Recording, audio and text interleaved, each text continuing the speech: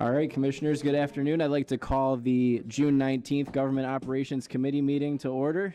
With that, we'll start with the Pledge of Allegiance.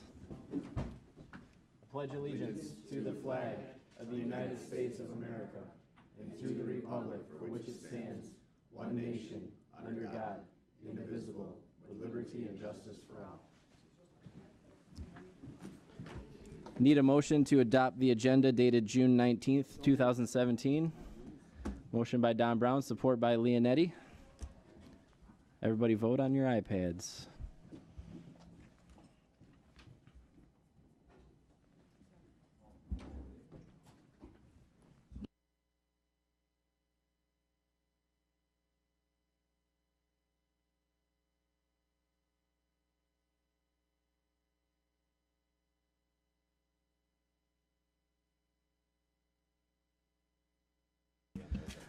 Motion passes 11-0.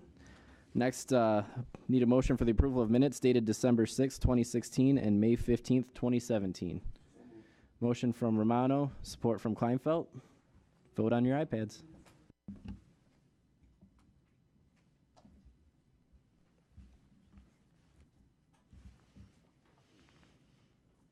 Motion passes 11-0. Next is public participation. Those from the public wishing to address this body have 5 minutes. And it has to be related to topics on the agenda. We are getting a department overview from the clerk.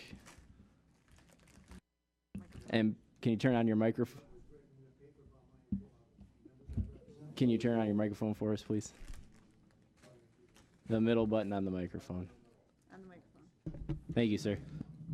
I can't speak on the accusations that Ms. Spranger and her lawyer spoke about my members I represent yesterday. Not at this time, but for the second public participation, you can. Okay, that's okay. Thanks. Thank you, sir. Anybody else from the public wishing to speak? Anybody else? Seeing none, we'll close public participation and go on to Item 6, Department Recommendation for the Macomb County Art Institute Authority. We have one vacancy, and it's a 3-year term to expire on May 31st, 2020. And this is an interview. We have Michelle Kelly. Are you in the audience? Do you want to introduce yourself to us? Thank you.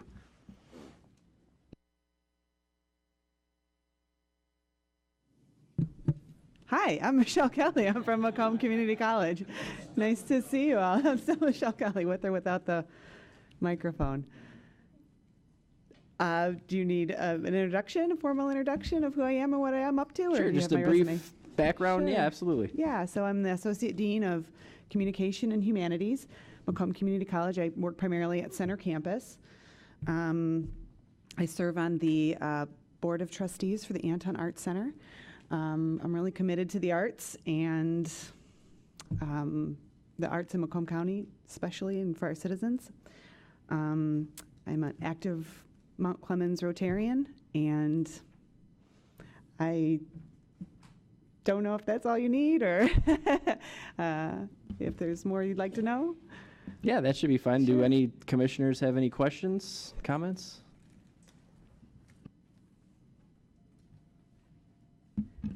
All right, seeing none, we are going to be doing the appointment at the full board on Okay. 6/22. Great. So thank you for coming I'm today. looking forward to it. Thank you. All right, next is a presentation from Yoga at the Hill follow-up from our Chief of Staff, Patti. I need a motion. So moved. Motion by Toko, support by Duje. All right, Patti. Okay, thanks, Commissioners. As you've heard before, we had a really wonderful event on June 3rd over at Freedom Hill. It was well attended. I have a few stats and facts and figures for you guys in your packet. You can kind of see them on the presentation here. I won't go through each thing, but it was in keeping with the goals of this board to do this. We had a tight timeline to plan this, but since it was our second annual, we had a great guideline to follow. The event day schedule worked out really well this year. We started very early in the morning to set up, and we were all done by about 10:45 a.m. Everybody kind of left there feeling good for the rest of the weekend. We have some statistics here. I do have to say that we had a great turnout, but also I'm so proud of our board staff because everybody equally pulled together, even those, a couple couldn't make it that day, but they sent friends and family members along, and we all drafted our friends and family members to volunteer at the event, and so it worked out really great. So I'm really proud of everybody. I've got a few photos of the event. You can see it was a beautiful day.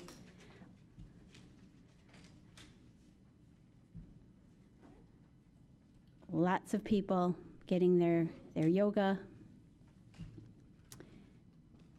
And everyone was extremely appreciative of this event. So I do have a video, but unfortunately our audio for the video isn't working. But we'll do this anyway.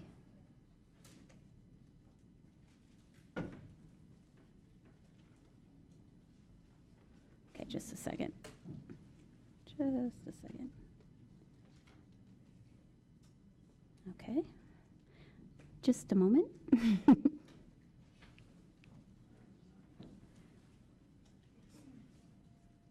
we go. Okay. Sorry, technical difficulties. Not really difficulties, just my ineptitude. Oh, where'd it go? I'm sorry. Oh, you're good. I couldn't. Oh, all right, down there. Where's it at? Way down there.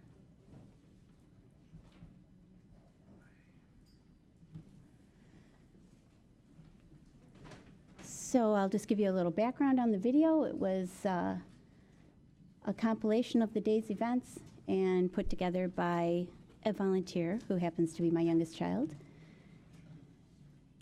You get a flavor of what it took to set up and kind of the beautiful day that we had to enjoy this.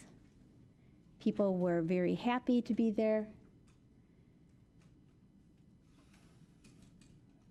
And you can see that it's kind of a perfect venue under the pavilion.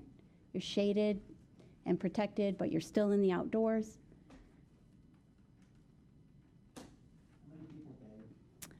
We had in total a little over 300, including everybody.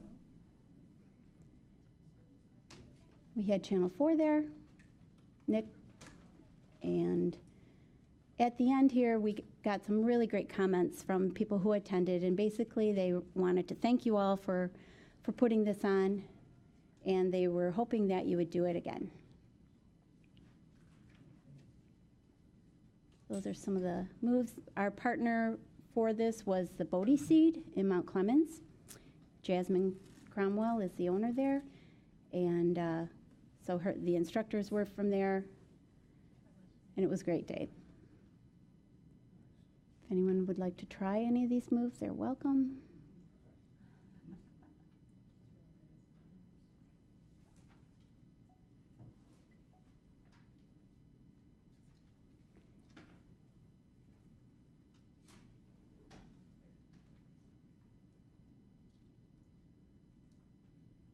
We had a number of vendors who displayed their goods or their services and gave away free samples. We were able to raffle off several items that were donated.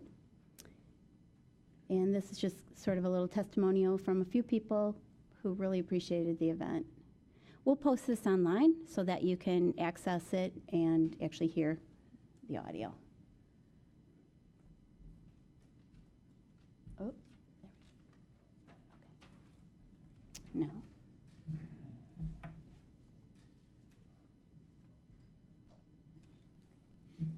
Any questions? All right, thank you, Patty. We have a couple questions and comments. First from Commissioner Leonetti. Thank you, Mr. Chair. Patti, I want to just thank you for doing this event. I know you do a lot around here for us, getting everything ready for our meetings, and to take the time and do something like this to help us out with the public. I really want to thank you. And now that I've met Benjamin, I want to thank him too for the good video. So thank you very much. Thank you. There is no I in team, though. It was truly a team effort with the staff. Well, thank the staff too. Thank you, Mr. Chair. Next is Commissioner Kleinfeld. Thank you, Chair. I'd also like to thank everybody, but I saw Chair Smith and Commissioner Toko up there, and I didn't see them with their legs up in the air, striking the post. So. There's evidence So exists. if you have those pictures, I think the rest of the commission would love to see them. Thank you. Chair Smith. We made an executive decision to cut part of that tape, and that might have been on it. I'm not sure. But Patti, I just wanted to say thank you, and to everybody on the staff thanks for making us look good again. These events really do bring us as commissioners out to the public.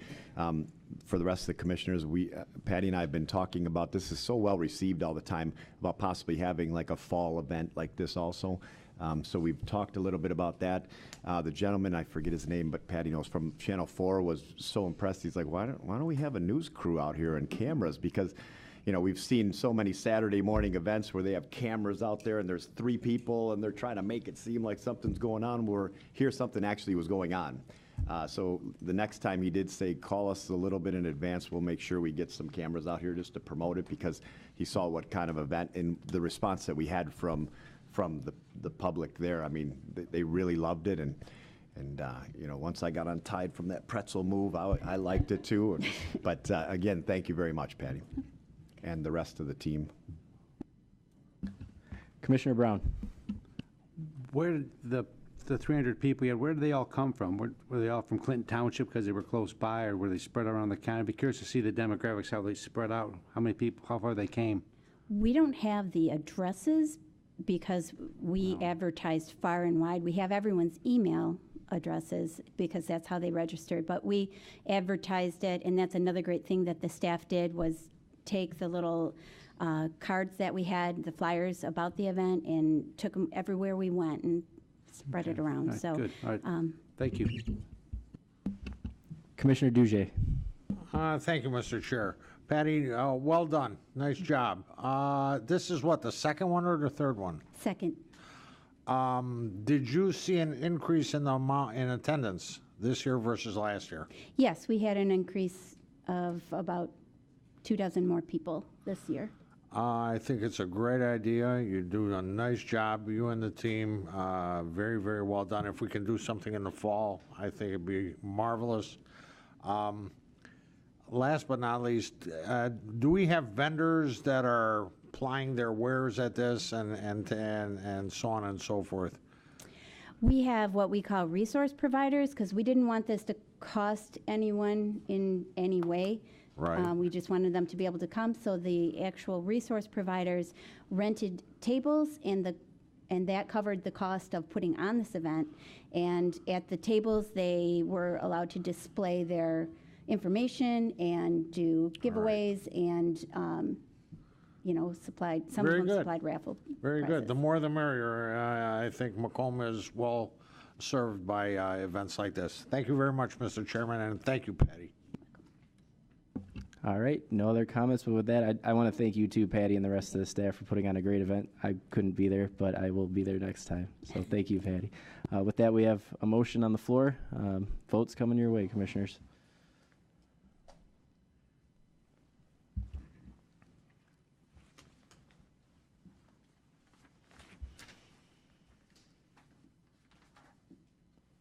Motion passes 11-0. Next, we have a presentation from the Clerk and Register of Deeds Office overview with Madam Clerk Karen Spranger. Need a motion? Motion by Commissioner Toko, support by Commissioner Leonetti.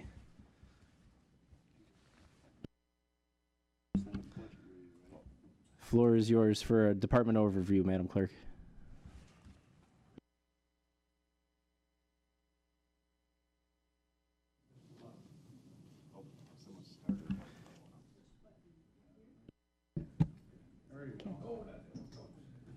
Well, I can always turn it off. That's fine.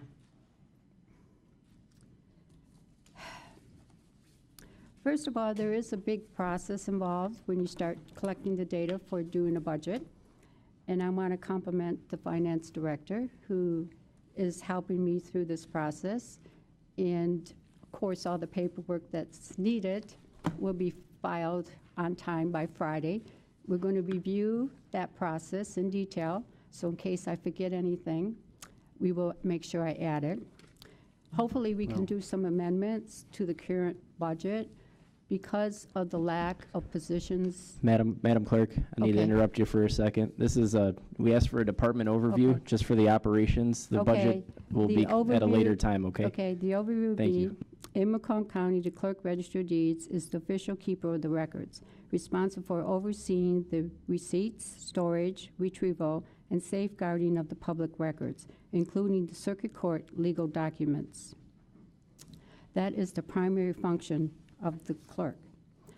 In addition, we have different sub-departments, which is itemized in the budget.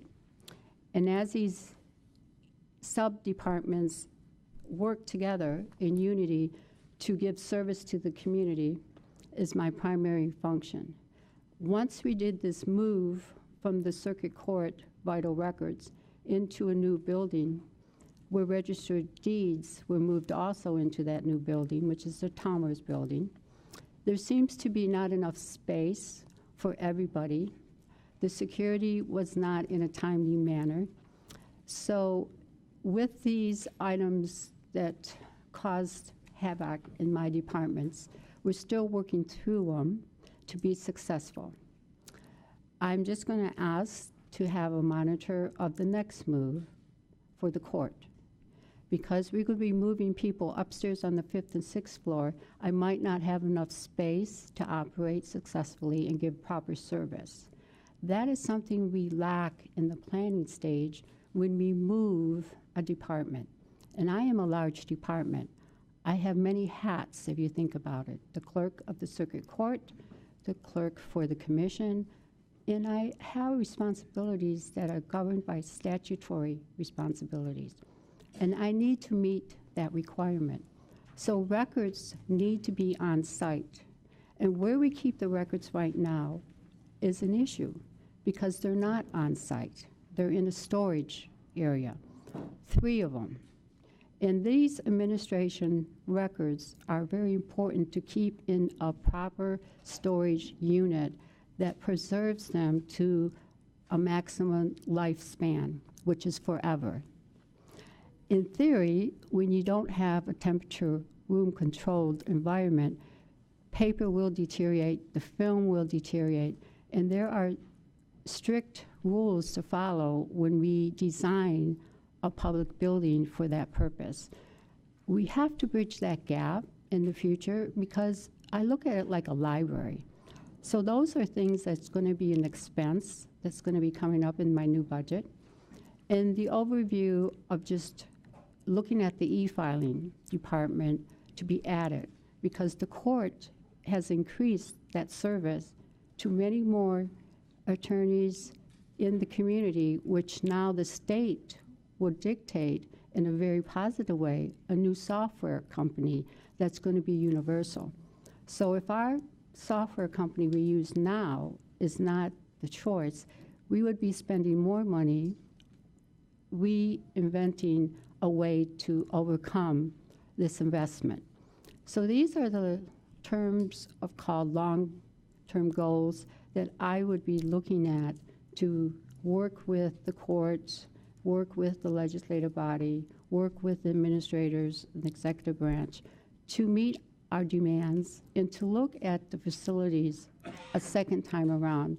Because if this building is not serving me a purpose right now to have both vital records and register of deeds, I will not hesitate to come back and do another move and find a comfortable spot so that records go to register of deeds where they work and need them. Vital records will have all their records in the same building and redesign it. Right now, I was forced to move. I did it in compliance. It doesn't serve my needs as the clerk who is responsible for the records. And let's be fair, we need a building to provide that service of keeping records. We have lacked that strength in making that possible, so that isn't a goal that I think we all can agree to.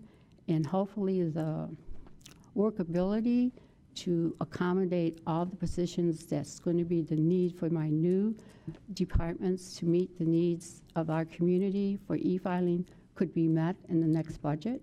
Right now, I'm limited. I don't have a full staff to meet that demand.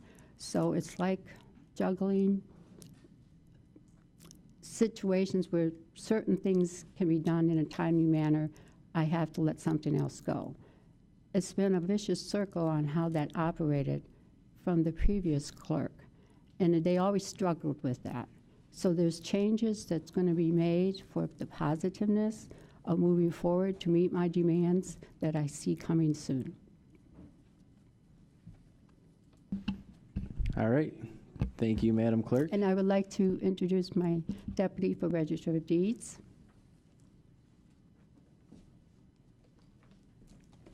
Hey, I'm Jackie Ryan, the Deputy Register of Deeds. And as you know, we have two strong budget centers, and Register of Deeds is able to come forth and provide a strong income for the county. And it's been a very proud, successful department, and the employees from that department is exceptional, organized, a well group of people. Vital Records now coming into this atmosphere will also do what they do best, but I need to have a facility for records. So my goal is to separate the two departments and come up with a better plan and more efficiency for this service. All right. Thank you for your presentation, Madam Clerk. We have, hold on one second. We have comments and questions from the commissioners. Commissioner Gillette. Thank you, Mr. Chair, and thank you, Madam Clerk. We had heard from some commissioners that there was exceptionally long waits from citizens who have gone to the department to get a vital record, whether it's a birth certificate or death certificate. And when I brought those to your attention, that I've been hearing those complaints, you invited me to your office, and you walked me through some of the challenges that you face in the new building to fulfill that constituent or citizen requests. You showed me how at the new building, if somebody comes in and wants a particular record, and that record is located in the basement of the court building, that how your employee then has to leave the Talbot building, walk across the street, get into the court building, get into the elevator, go into the basement, find the record and come back, and it could take extraordinary amount of time. Is that what you're referring to when you're talking about is that the primary concern that you're dealing with when you bring up the unsuitability of the current building situation? And if so, have you had an opportunity to work with facilities and see if that can somehow be rectified?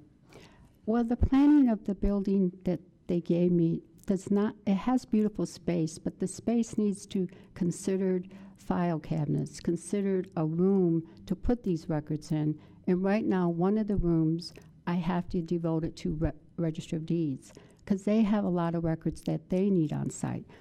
And Vital Records would be on the other side of the room, but it's not enough space for the volumes of books that are downstairs in another storage location. We also have a storage location in the Clemens building. Those records also are part of Vital Records. So we go back a big, long history of how they were kept in that atmosphere.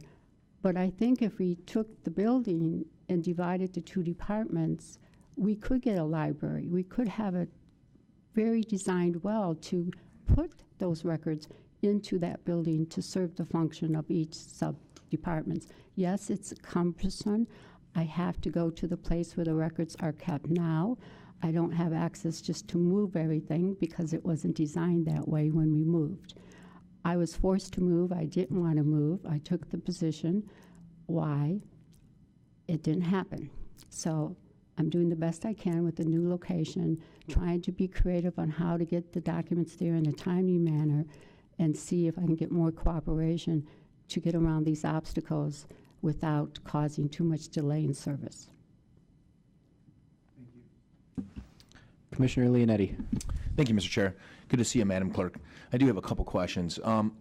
In your report, you had indicated that you're short some staff, and I do believe that one of the most essential things when you're the clerk is to have adequate staff. It's people helping people, and you are the front line to most county services. People come in and get their marriage licenses. People come in and check matters on their home with the deeds or mortgages, and people certainly come in and file lawsuits or check on statuses with cases. I'd like to ask you, where are you at with the hiring of a deputy clerk? That is a statutory position that you're afforded. And to date, I understand we don't have that position filled. Why? I just had an interview, and the judge takes a week to decide. So I'm waiting for his decision. He was in trial, and because he's the only person that can approve it, I had to accommodate his schedule. So it is in progress. I'm going to be excited when he approves that person. If not, the process starts all over again. How many people? Interview and Okay. and selecting another candidate. Well, we've been absent a deputy clerk for some time, so how many people have you potentially tried to fill that position, just out of curiosity? Well, the first one was a no. The second one was a no because of the amount of hours that person could work, and she was coming back from employment with the county. So there's legal issues that go through that process of the attorney making a decision regarding that appointment as far as hours concerned. So that hindered a very qualified person and an able-bodied person that would have helped tremendously at the time I needed that position filled. So technically it's a gray area in the law that shouldn't prevent me, because most people who are at will, there's no hours set. The county gives you a badge and you have a title. I don't clock in myself as the clerk of this position. So hours to me is dedicated.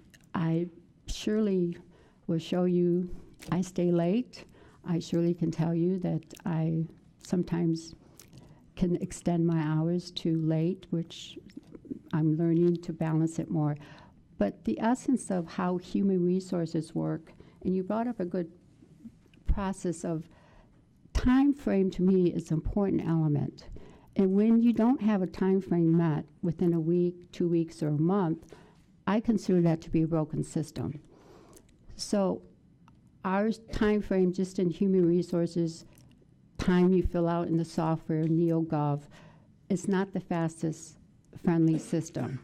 In fact, an incident happened where applicants put in their applicant, and Clerk and Register of Deeds has a slash. And when you apply your application, I use the word scope. It should detect candidates to fit the clerk's need, and vice versa for Register of Deeds.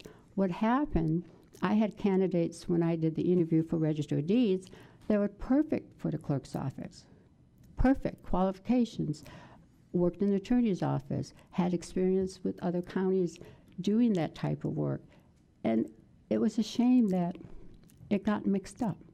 I know machines don't think as well as people do, but I felt that they should have caught this error before we did the interview, separate the applicants to the right departments, and I should have reviewed them prior to contacting the interviewer. So those are suggestions I want to make to HR on the process that I feel is essence to a time frame. Are you utilizing HR to help you in finding a deputy clerk? I mean, statutorily, the decision is yours, but what are you doing to avail yourself of human resources to help find qualified candidates? How are you finding these candidates? That is the next step when I get turned down no with the next candidate.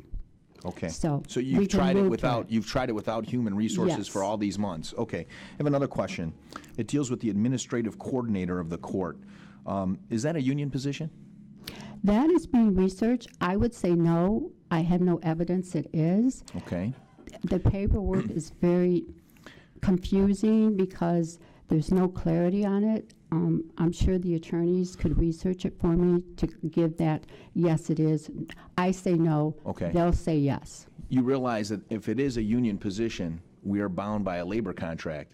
And if that position is not filled, or if that position is being done by non-union employees, that could potentially be a violation of labor contract. You understand that? I do. That's why I'm doing the work on the budget. Okay. Finally, this is something that I'm familiar with as being an attorney, the e-filing system. Now, I've personally filed an answer to a complaint, but I haven't seen it. It says that it went through, but I haven't seen that it's been accepted for at least 3 weeks. What is going on with the e-filing system? I understand that you could have up to 5 employees hired to help us keep up on the e-filing system. Is that true? That, when I tried to make a proposal to even get part-time help, there was a lot of issues. I had to go to I called the emergency meeting on January 6th. That was with the executive board and all the department heads. They finally said, yes, we will give you part-time help, and in the budget, we will approve overtime. So that's how I started off January 6th. The e-filing was a major issue, as well as the mail. Because they have it designed before I came into office, a way that everybody does everything, and the supervisors have the job to coordinate and to decide who does what. And there's some jobs that are totally assigned to an individual because that's the way it is in that capacity. So in essence of me reviewing it, which I started to, I could see to make a change. And sometimes changes within that structure takes a little convincing because we're used to a habit or we're used to routine. And we have a self-made program called the dashboard. And it keeps track of scheduling. It keeps track of certain things that are being reviewed. And when e-filing becomes a statewide issue of compliance, we will have the biggest task right now to meet that need. And you see it. We're the 3rd largest county. We do have an increase in e-filing. We do get some from other counties that's forwarded to us because it's our jurisdiction. But we don't have enough manpower, in my opinion, and that was my review. Well, again, I don't mean to, and it is your department. Yes. But you're not answering my question, okay? You have the ability to hire 5 people. You have the ability and the resources within the budget as it was planted before you became clerk to hire people for those positions so that we could keep up with e-filing. And in fact, right now, we are mandated by the state court administrator to comply with e-filing. And, correct me if I'm wrong, if we fall behind, the state court administrator is going to appoint a receiver to take over that duty. So we have to keep up on that. And so my question, and I'd like to have it answered, is why have you not hired the people that you have within the budget to keep up on the e-filing? If I could directly hire them in my authority capacity, that would be one quick way to do it. But there is a process that I'm working with HR. It's not the fastest as I described it. I don't own the software that they chose to do the e-filing. I have already started I call it a pilot program, to indicate a need of a full-time staff for e-filing. Because other counties have 7, I have 0 full-time. That made me question how it was designed by the previous administration. So I see there's weaknesses and strengths on what we have designed already that has to have a change. That's what I'm talking about, change. I can hire tomorrow, but if it's not in the budget and I don't have the position, I have to do an amendment. And this is where I call an emergency. But if I find another avenue to hire tomorrow without the strings and attachments that goes through that process, not in a quickly timed manner, I'm open to suggestions because I'm going to propose some directly going to the union and seeing how we can overcome this barrier. Let me just say this, and I'll end, Mr. Chair. You know, I'm an attorney. Yes. The neat thing about this position is I can talk to attorneys that know how county government works. So when I have question or I'm unconcerned or I'm unsure of something, I can always talk to county attorneys to give me good advice so that I can perform my job as a commissioner. As the county clerk, you have human resources and the county attorneys that can help you in making those decisions.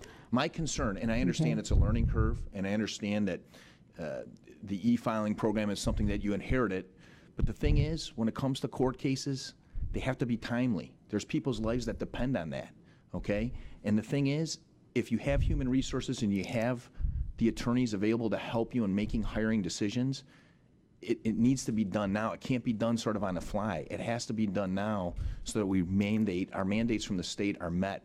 Otherwise, we're going to have a big problem with the state court administrator coming in and taking over. We don't want that. You don't want that. I agree. That's why the time frame is such a slow process when you work with human resources. I just wish you would understand the process better, because when you understand how they file the application, the 2-week process, I can recall when I came into office, if I didn't know a procedure about how to get my own badge, I wouldn't have had a badge to start January 3rd.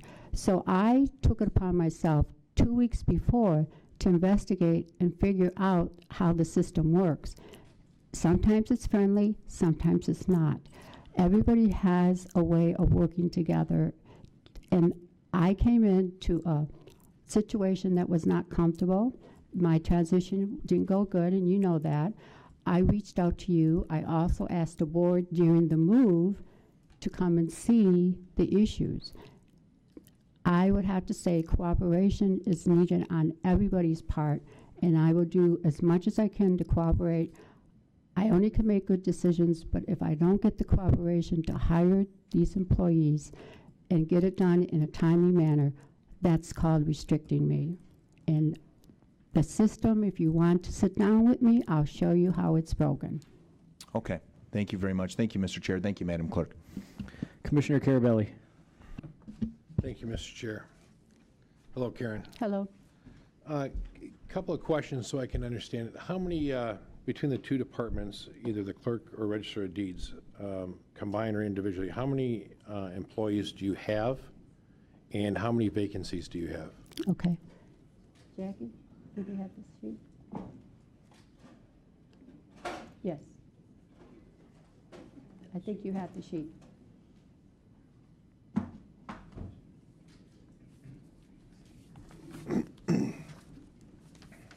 It was written on, yeah. I think it was 85. Yeah, It's there's 22. 85, yeah. There's 85 employees. Do you have that? I know, that's why. We wrote it down. Just a moment. I can't find it right now, Jackie. 85 is how many? If I recall, it would be 85. Okay. And just because I'm a little confused, I was only aware of the one position that needed to be filled when we talked in January. It was brought up that there's 5 positions that was just mentioned that needed to be filled. My question is that of those 85 positions, how many are not filled throughout all your departments?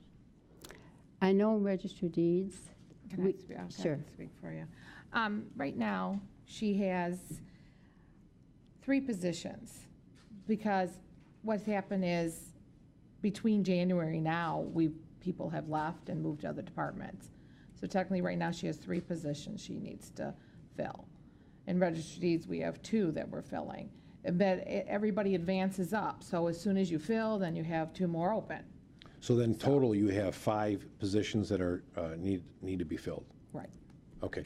And then my question is that, and to help you in this process, we had talked about I believe it's called administrative assistant that did the budget for a majority of their responsibilities for you, the budget position. Is that one of the positions that still isn't filled? Yes, and we brought up the fact, is it at will or is it union position?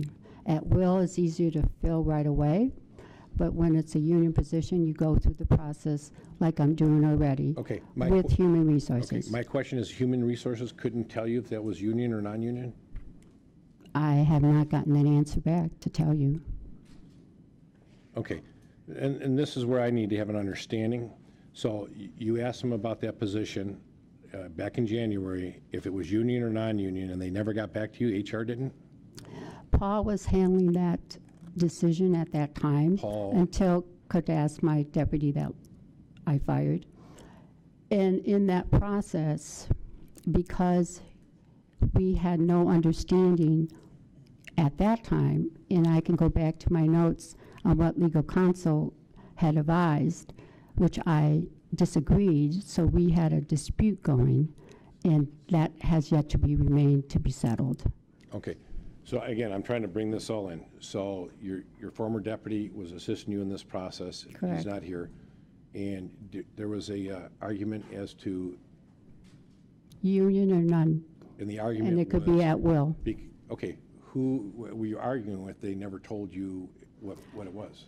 Well, the paperwork was filed, the correspondence didn't come back, so now if you go through the process of a legal question, it can go to the courts for a direct answer. Okay, I apologize. I'm confused again. So I'm saying you went to who that told you it was union or non-union? HR never responded to you? I have not got an answer in writing. It's all something that you have to figure out if I had the time without the other responsibilities I do on a daily basis. So when I have an attorney to get the answer, yes, it's not answered of yet today. All right. Did you ask corporation counsel if it was union or non-union? Verbally, we talked about it. As far as getting an answer in the correspondence, I would have to go back and make sure. I'm just going to say it's questionable because I can't say yes or no without really giving you an honesty about if I remember it. And if I can interrupt for 1 minute, was it a union or non-union position? And I apologize. She was one of the individuals that left prior to you taking office, and it was a union position. And I'm confused that you do you have access to the org chart, that when you came in, the org chart of the positions that you have, which ones are filled, which ones are union, which ones are non-union, which ones are supervisor, the org chart of your office? We just, through my secretary, is doing an update on it, and she just gave me the update on that org chart. And according to the research, the attorney I have would disagree with it being a union position. So that's why I differ on that answer. Okay, and you know what? It's a You got your dispute. business and what you got going on, and I respect it, but it's also, this is a position that is going to assist you on all your positions as far as your budget. And coming into budget season, coming into knowing if you need to spend money, if you don't need to spend money, where the funds can come from in your budget. And I told you, I think this is one of the most important positions in your department. And again, I'm not the clerk, you were elected the clerk. I'm strongly suggesting to you to come to a head on this and get that position filled, because it's going to come down into budget season. We have deadlines we have to meet. And if you don't have that position filled, you're not able to get the work done to present. Well taken, and I will consider everything you said, and that's a candidate. Again, we post it, and if it works like the system works, yes, we'll see how quickly I can get that position filled. Okay, and Mr. Chair, I'll leave it at this, but now we're 6 months into it, your office, and you haven't had a decision of if that was the reason why, if it was union or non-union. 6 months. Because if I choose to go forward with the legal question, which I may, and I'm sure everybody's going to be hearing about that decision, so that is something I will consider today to decide. Okay. I'll leave it at that right now. Thank you, Mr. Chairman. Commissioner Kleinfeld. Thank you, Chair. Originally, I thought we were going to do a discussion on each section of your department and what they do, like the elections, the Register of Deeds. But, well, we didn't go that way. So since we are here, I do have a couple of questions related to what's been said. The first one is, and the first one's a statement. You do understand It didn't matter who got elected clerk. The clerk's office was going to move because that was set up, that was planned several years ago. That entire thing, a $65 million project, was planned out and voted on long before anybody even knew you were a candidate for the seat. You understand that, correct? Correct, and that was the main reason I moved. But it doesn't make Okay. sense to move into the building without the records, number one. Okay. Number two, enough cubicles for all the employees to have as a station to work from, as well as their own stations to have their personal belongings in. That building alone serves a function for all register of Okay, deeds. with all respect, I have a series of questions, and I only have a certain period of Okay. time. So I just kind of want to stick to them because I know you've talked about that at great length in the past. Okay, so I just wanted to make sure I discuss. Okay, now with respect to the union and non-union positions, and I know I saw a document, a written document. Originally, I was going to meet with you, and the reason I didn't was that original memo of your intent to delete positions or individuals in positions that took place before January 1. So I just thought, wait a second, she's not in there yet. But since then, my understanding that is it has been made clear to you by everybody, by the county exec's office, by corporation counsel, that there are two at-will positions. The deputy clerk's position, and I'm not sure exactly the title, but the deputy clerk of the Register of Deeds. There are two at-will positions that you have the authority to fill without dealing with the whole union situation. Do you understand that? That's correct. Okay, so now that you understand that, we no longer need legal questions about each individual position and whether it's union or not. You can go on the assumption, if it's not one of those two, it's union. Do you understand that? I do, and this is where we differ in the scope of an organization chart, which I will be presenting in the proper format to finance.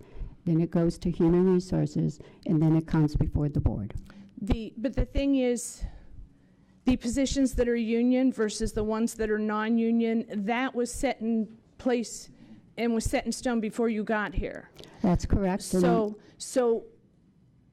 instead of at this point, you may attempt to change things in the future and you may or may not be successful. I don't know what your plan is, but now that we're here and we know what's union and we don't know and we know what's not union, I'm sorry, and you're being told that these positions need to be filled, we're no longer in a situation where we would ask, well, is it a union position? I disagree, because it's a set thing and we all know what's union and it not. Do you understand? Yeah, but you're getting the positions that are union positions that will be filled.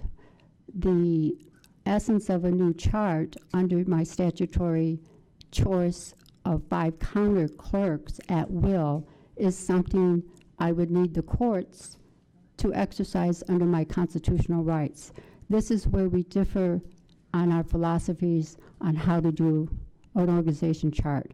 Right now, they have a different title, a different position, and however it comes out in the decision, it's going to remain that dispute until I get a decision. And that's where I said I will be making that decisions to move forward on that issue. All right, I'll let that go for now. And the records that are in storage that you indicate are not at the same location. Are those records that you can access copies of by computer? Some are. I'm just learning some. At the time, they were handled to have restoration and available on that scanning that they did before I came in office. It wasn't done to satisfaction, so when they pull it up, the records are distorted and it needs to be fixed. So that process, I will have to revisit and spend more money to get that corrected.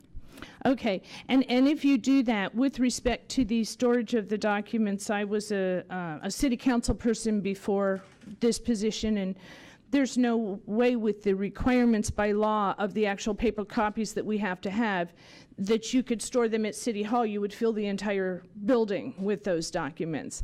I don't know that we could find a building big enough for all the documents that were still required. It's kind of antiquated. I think the legislature needs to look at that. But given that you do have access on the computer, isn't it actually a bit of a safeguard to have the documents stored in a different location? Well, the PDF that I provided the judge, and I will forward it to you, says how it should be designed and how I should keep my records. A controlled temperature room. Some records only last 10 years if you don't use a good company to store them on microfilm. So those have to be stored properly also. The ones we have in the administration building, as we visit that room, I would have to say that they might be already not able to bring up the information, and they might be lost because 23 years in that location, they're far beyond the 10-year rule. So as I can take them from that location and put them in another area to review, I don't have the space to do that. I'm confined to another move shortly in August for my court to be renovated. That's another big disruption that's going to have issues with how I can function just the court alone, so that the public can come in and be serviced, and the attorneys the same way, to be serviced on filing, whether it's strictly now going to be e-filing or a way you can walk into the office and drop off the paperwork and we process it. Okay, and I just have three more. I'm as quickly as I can. I'm sorry. And my understanding, and I know that these meetings were set. There were meetings with the county exec's office. There were meetings with HR, and I know that there was even a meeting with the previous county clerk and her supervisors that you were supposed to go to help with the transition. And on several occasions, these were preset meetings. I believe to educate you and help you out, and you failed to show up to several of these meetings. Could you explain why that happened? That meeting was in December. I was told by the boss, the clerk, it was no, no, no. I had no accessibility until January 3rd. During that time, Todd was very cordial, and we were working together. He finally said he had to go get permission to continue on, and it was denied. That meeting that was set up, I already was on vacation. There was an issue of compliance to, if I flew back to come to this meeting, I would have been restricted to participate, and I was told how I could participate. So I could not come back with that in mind. It didn't accomplish anything in the time frame, because if January 3rd was the deadline for me to take office, and there was no transition between November, December to January, with cooperation from the previous administration, that's something you as legislators could start looking at, to have rules or a procedure that I could respect when someone else takes the reign as the clerk and they're voted in by the people. Okay, and when you say previous administration, you're also referring to HR and the county exec's office and corp counsel, because I know that there were attempts to meet with you by those individuals. Yes, and we did meet. Okay. Just real quick on the separation of documents. I know that we had an issue that we ended up in court with respect to a room, and that there's a, in your opinion, there's a need to keep the money that is brought into the clerk's office in a separate location from the documents. Am I correct in that's what your assessment is? Well, there's an interpretation of how the building was designed to put safes. With two departments that take in money, in accounting purposes, we keep them in different safes. They're in the same room without a door to secure that facility, but we have two doors to lock and open on a daily basis. Okay, and then my final question is, Commissioner Loretti asked you a question with respect to the number of deputy clerks you've attempted to hire, and I know that you had hired one successfully, and that one didn't last. And if you could just give a number instead of a process, how many deputy clerks have you attempted to hire that have been rejected by the chief judge? I would say the first one, the second one, and I'm on the third. Okay, thank you, Chair.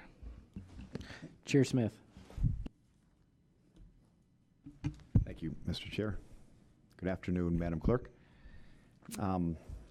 So I just have some questions here, going back to the deputy clerk position that we're looking to fill.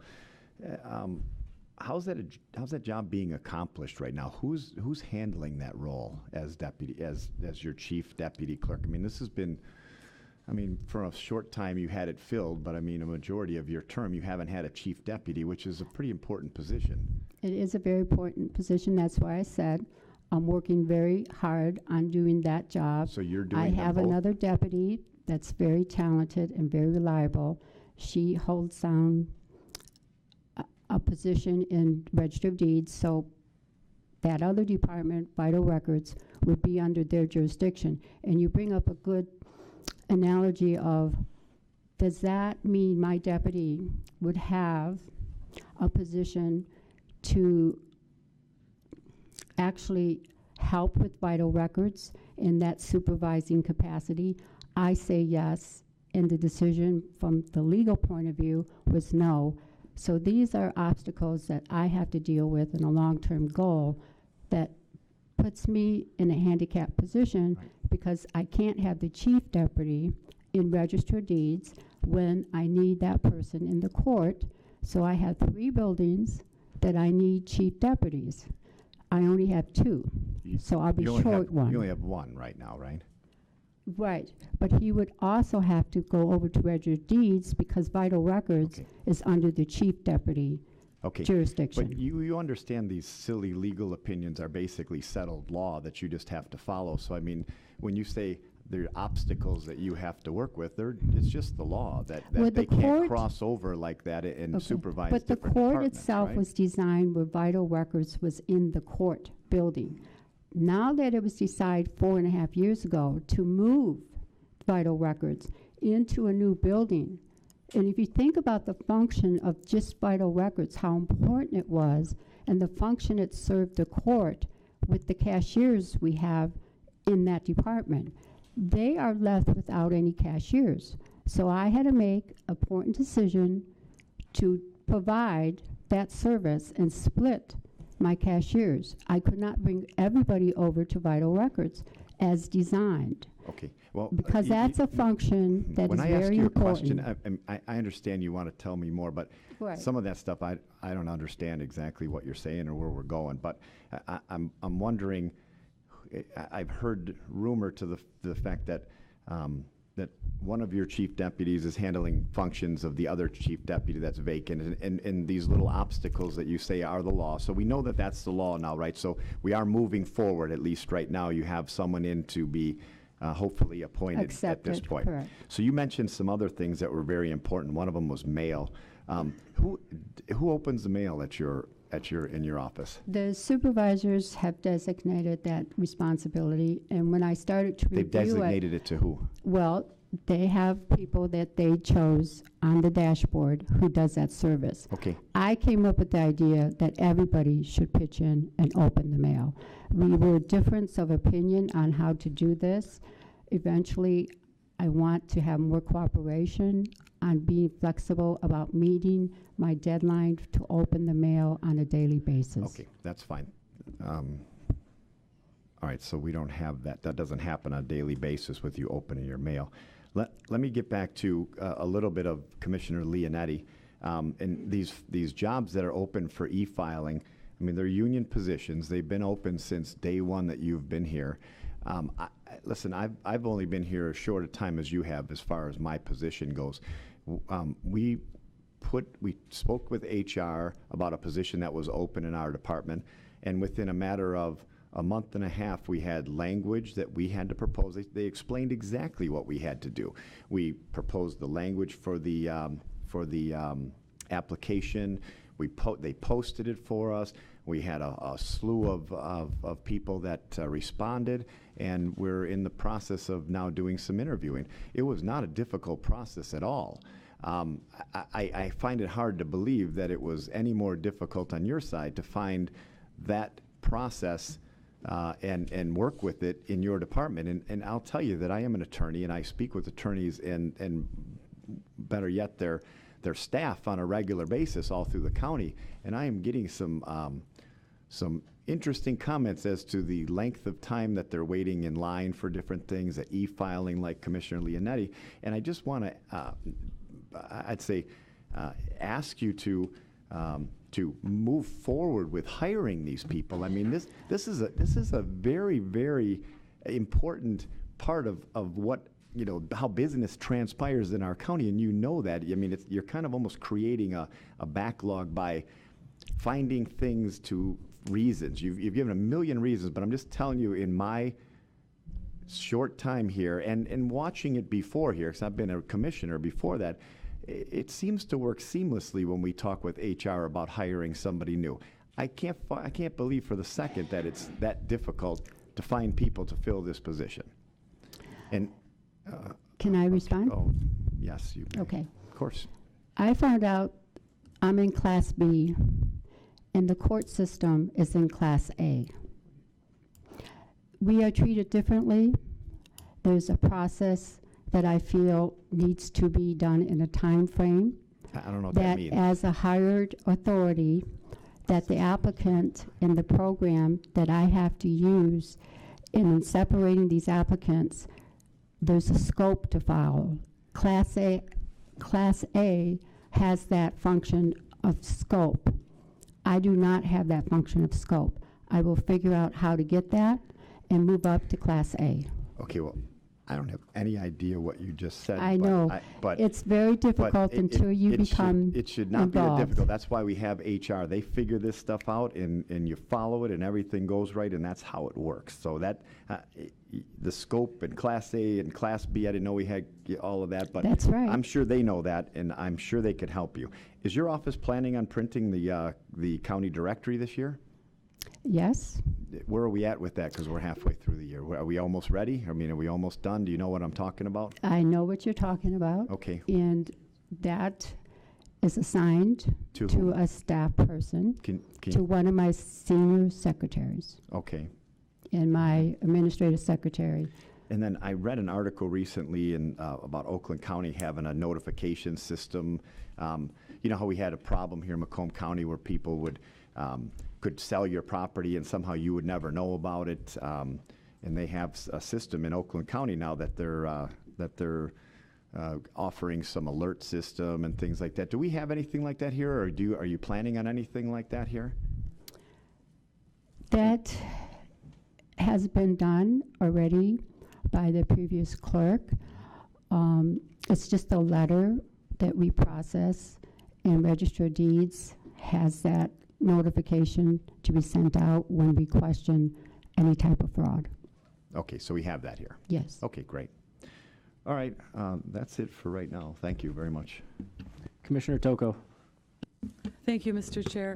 Thank you for being here, Madam Clerk. I just want to get back to the issue of the vacant budgeted positions. How many are there in your entire department, including the clerks, the courts, the Register of Deeds, elections? Roughly there was 5. Then with new retirees, it's a moving up. Sometimes I already had one position filled. That's in the process of negotiating acceptance.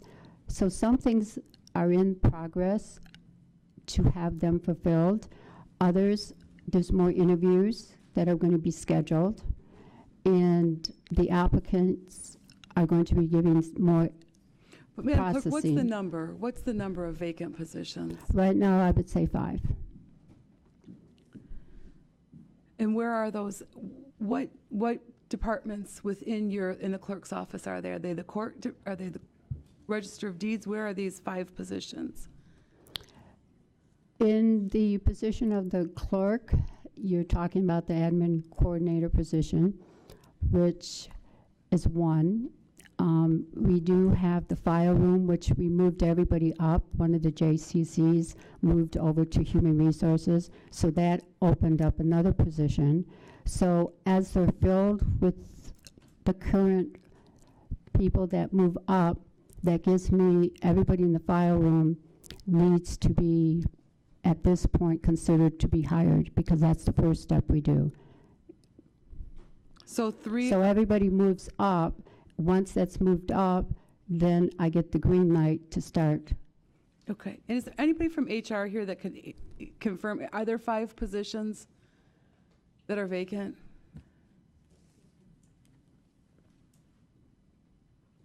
Good afternoon.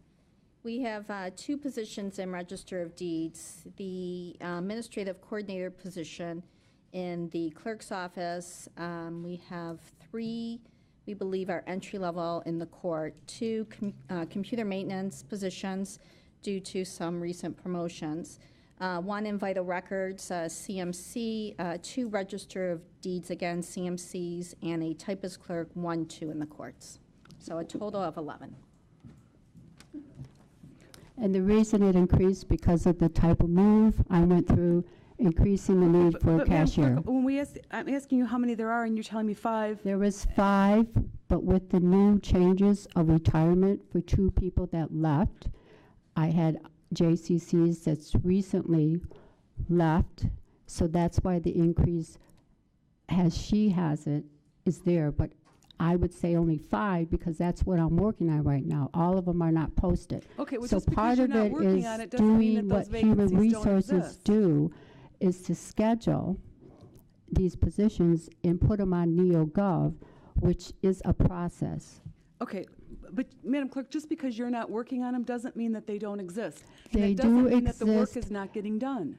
because Who's doing the work of the 11 people where you have vacancies? okay, because the program has to be used and you have a secretary that is the hiring manager, and this is part of her job, so I can't answer Madam for Clerk, this Madam Clerk, delinquent. could you just But answer? I'm just saying, there's a process of who does what. Okay, I'm not If asking about I can do it process. myself, it would definitely get done. I'm not asking about process. I'm asking you who is doing the work, who is servicing the community, who's servicing That's our my job. That's your job, but we have 11 And I vacancies. designate people to help do these tasks. Who And is, that's sometimes an issue within certain parameters of giving good directions and cooperation. who's doing the work for the 11 Okay. absent people? Right now, it's in progress. The progress means I have a hired manager, the administrative secretary to work with. She does certain things in NeoGov. I do the rest. Once the applicant puts in the application, it goes through a process.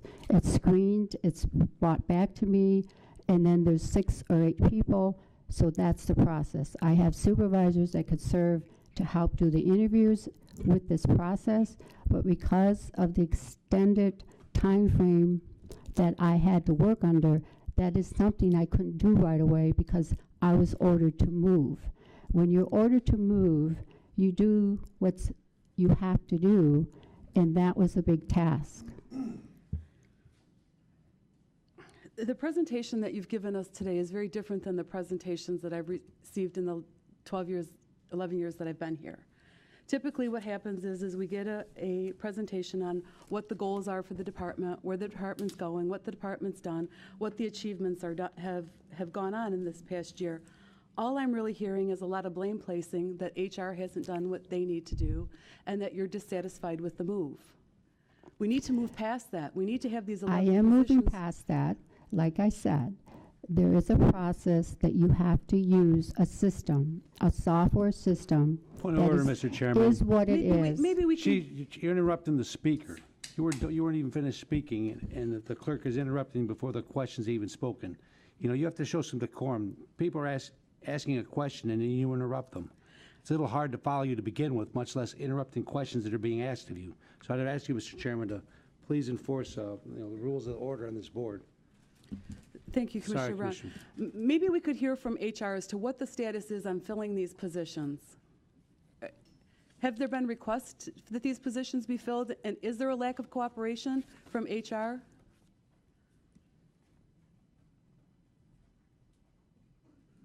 Hello again. No, I don't believe there's a lack of cooperation. We fill over 400 positions every year, and as to Commissioner Smith, Chair Smith noted, the process does work. We believe there's 11 open positions at this time. The process has been very challenging.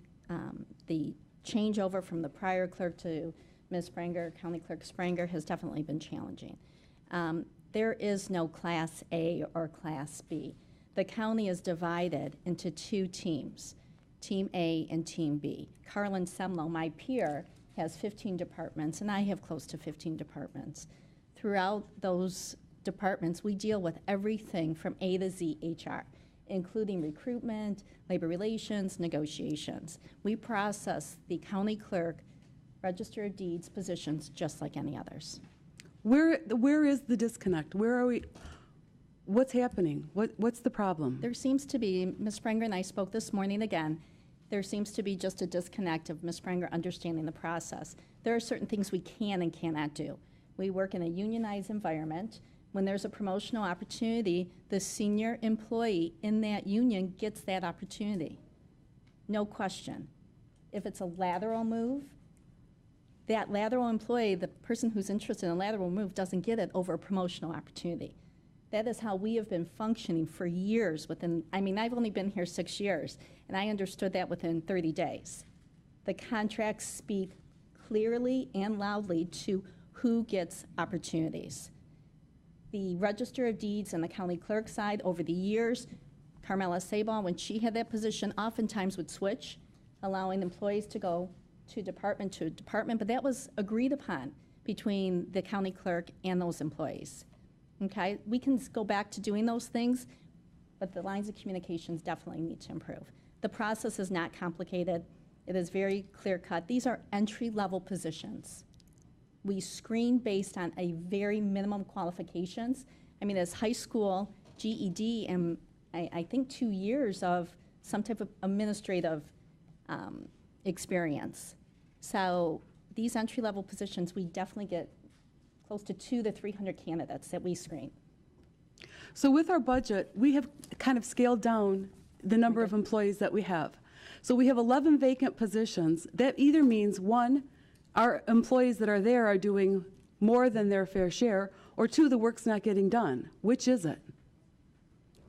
I can't. It's probably the combination. When I walked into office, there was 8 open positions, and Paul, during his time, we did get some filled.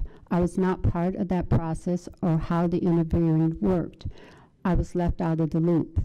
That was one of my other concerns I had, having a deputy that took the sole responsibility of that responsibility, which should be joint between me and the deputy.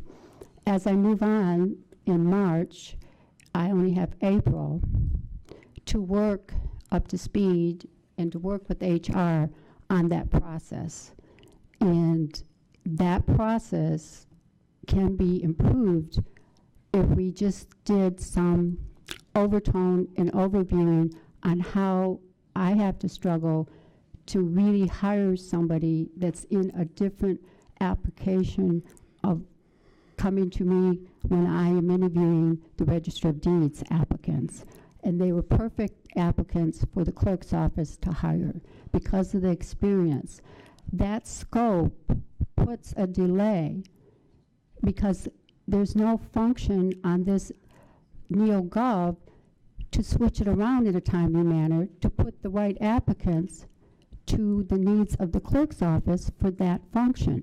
The Register of Deeds has its own deputy and has a requirement of a data processing. In usually if you have real estate background, those are things we look for and consider as an applicant. But sometimes the experience of your... Let me just interrupt you for one moment. Point of information. Go ahead. Mr. Commissioner Carabelli. Madam Clerk, I apologize if I asked the question wrong. Okay. I truly am, but I am now befuddled. Okay. I asked you how many employees you had, and you had your Commissioner deputy come up. Carabelli. Let me finish. And you said point blank that there was 5 employees openings that you had that were not filled. Now I'm hearing that there's 11. The information I need, my point of information is how many employee positions are not filled in the clerk's office? The information I got from my administration secretary, I can't say why I did not come up with 11, but I didn't do the paperwork, but I will surely get an answer. If I could just have just a quick minute, and I'll move off of the employees, because it sounds like HR is willing to work with you, and I would beg you to work with HR to get these positions filled. So I'm going to move off of that for right now, but in your presentation, you talked about an attorney that I have. And a review of the budget doesn't show that you have a personal attorney. Who is this attorney that you have that you're referencing, and who's paying for this person? I am. So and you already was introduced to him at the board. Okay, so that's coming out of your personal finances? Yes. And not out of the county money? Correct. Okay. Because I have 0 in the line item. Correct. That's correct. And I looked at that and noticed that. And then in your presentation, you also referenced a pilot program that you're working on, which is a full-time e-filing pilot program. Is that a new program that you've implemented in your department? And what's that all about? I decided that in order to measure if I had one e-filing person to show that 8 hours of work makes a difference, and that was my goal. So I decided on a candidate to do this and worked it out with my deputy, Jackie Ryan, and came to a conclusion that I needed to measure that workload. In the software that we have that I don't own, it's owned by the court, they are going to update it to where the bundles that are given to the e-filers will be able to be broken down and measure the amount of workload that each bundle carries. Some are 6 minutes, some are a half hour, some take 2 hours. That's my question. You referenced talking to your deputy clerk from the Register of Deeds about an e-filing program that goes on in the clerk, and that's been my concern. Is your e-filing program being implemented at the Register of Deeds, or is it being implemented? No, we didn't have the space in the office when they closed down the section where I'm in the court. All the other areas are used in the court, so I had to use the space in Register of Deeds to set up the computer with the support and help of the judge and implement a way to measure that it makes a difference if I have some staff that is not in my budget currently for e-filing So you took to meet that need that comes in on a daily basis. So you and took a the clerk weekends, position? we are up on the amount for Monday that increases to over 300. Okay, so you took a court clerk and moved that person to the Register of Deeds, and then they're doing the court e-filing at the Register of Deeds? Right now, I had stations set up, and we had the building in the court because of the water. So I had to use my skills to have the computers set up for at least 8 people to help with the load, because by the weekend, when we have a holiday, the increase goes up far greater than you ever expect. And that's been a repeat redundantly since 2016 until currently. So if I review the facts of that figure alone, you'll see a trend of how a need is during that critical time, and how a new change of having 2 or possibly 4 full-time e-filers should be a benefit to what I need to accomplish in my ability to succeed in the service. And to meet the demands that the court will be facing, we have 2 more new judges, and I'm sure that workload is going to be increasing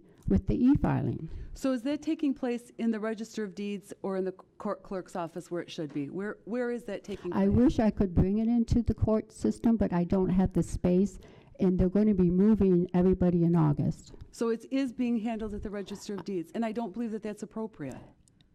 That's a decision I had to make for the availability of the service of that computer to be set up somewhere.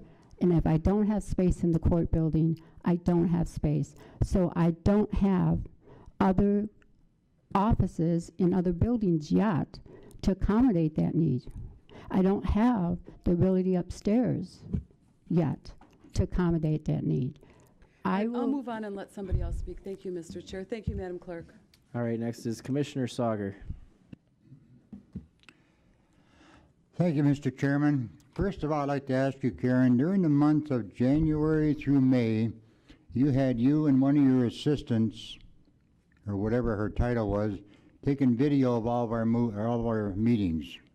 I'd like to know what happened to those videos. I'm not recalling your incident. Can you give more details? You what? I'm not understanding the time of when, who, how.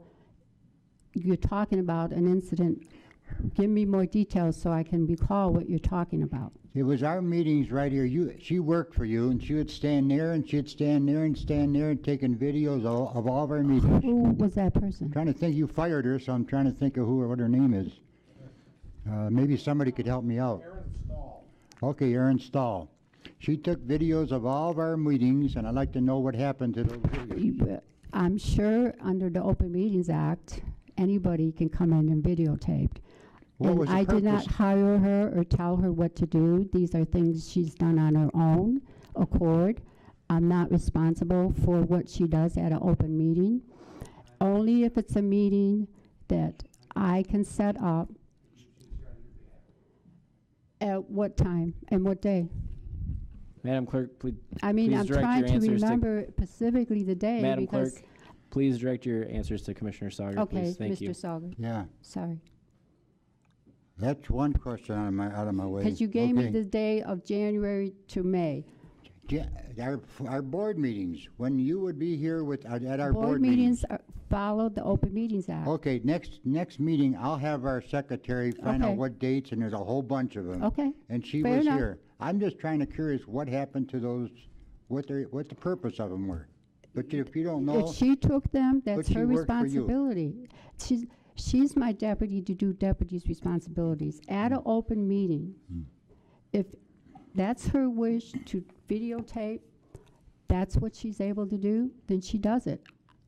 If that's her choice. Now, I did not give her any instructions, so I can't tell you that was me that told her to do that, okay? So I'm setting the record straight. We don't have to stay too long because I know what was going on, as many of the members of the board do. My other problem is all these problems that you've had since you've been on and explaining to us, none of these problems seem to have existed during the prior administration. I mean, they worked real well somehow, but nobody had this many problems. Of all the department heads we've had, all the elected officials, if you combine them over all the 24 years I've been on, nobody had these many problems in this short period of time. Can you tell me why that's going on? I'm only going to guess. I don't know how she ran the office, but if you listen well, sometimes the employee will tell you, like we discussed, there's a way to move an employee. I tried. I wasn't successful. There's other ways to move on and be more cooperative, and I think HR and me has to sit down and come to a reasonableness on the time frame that I'm restricted to because of the way it's structured. I only could say with the A and B classification, the way she explained it is supposed to be equal. I'm telling you my experience, it has not. I'm sharing my viewpoint, and that's all I can do. But if there's another way to hire people directly in a time frame that's reasonable, because you can look at January to now, it's not reasonable. So either something's wrong with the process that I have to go through, or I'm not learning it fast enough because I had 2 months of no computer that delayed it. I'm just giving you a fact. And now that I had to move, that's another fact of time. So if you take those weeks away, you can take a look at my time frame to get things done in a timely manner with cooperation of everybody. And that means we have to communicate more effectively. And I'll take my responsibility to do that. I think you said the word "we" got to sit down, but I don't think anybody's sitting down very good on this thing because they keep mounting week after week after week. Something's going on. And the other problem I got, do you remember the number 7520? 7520, is that in the budget? Those numbers, do they reflect anything in your memory? You can help me out a little Okay, bit I'll give it because to the you. numbers. That's your address where you're supposed to be living. 7 what? 7520. Okay. That's your address in case you want to know. Now, that's a complete way to communicate, because when you give me those numbers, I can think of many things what that number could mean.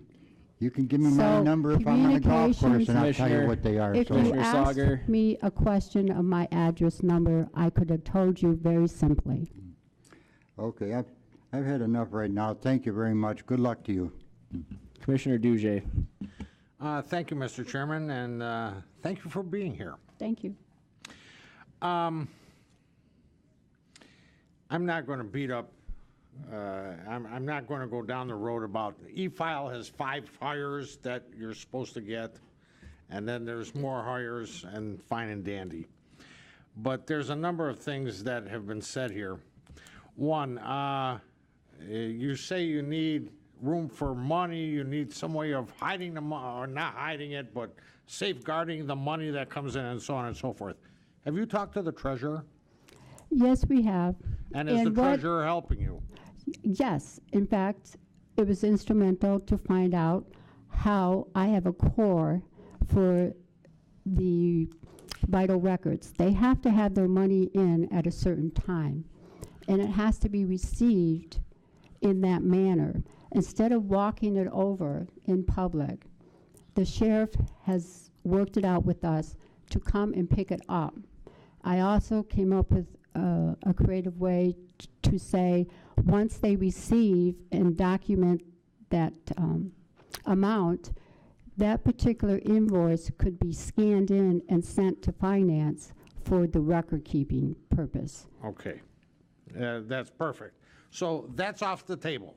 We don't Thank have you. to worry about about you safeguarding any monies that are coming into the clerk's office. No, it's only the door. Oh, okay. Next. Paper records. And then you referenced microfilm. I didn't know microfilm was still available. We have those records downstairs in the basement. Okay, may I make a suggestion? Yes. Get 1 or 2 people, you know, out of the 11 that are open, and have somebody start scanning the crap out of everything. And put it into a computer and be done with it. We had somebody here on the floor scanning all of our information. And I don't know which department it was from or anything else, but I'm sure you could save a whole lot of room and a whole lot of grief by scanning all this stuff in.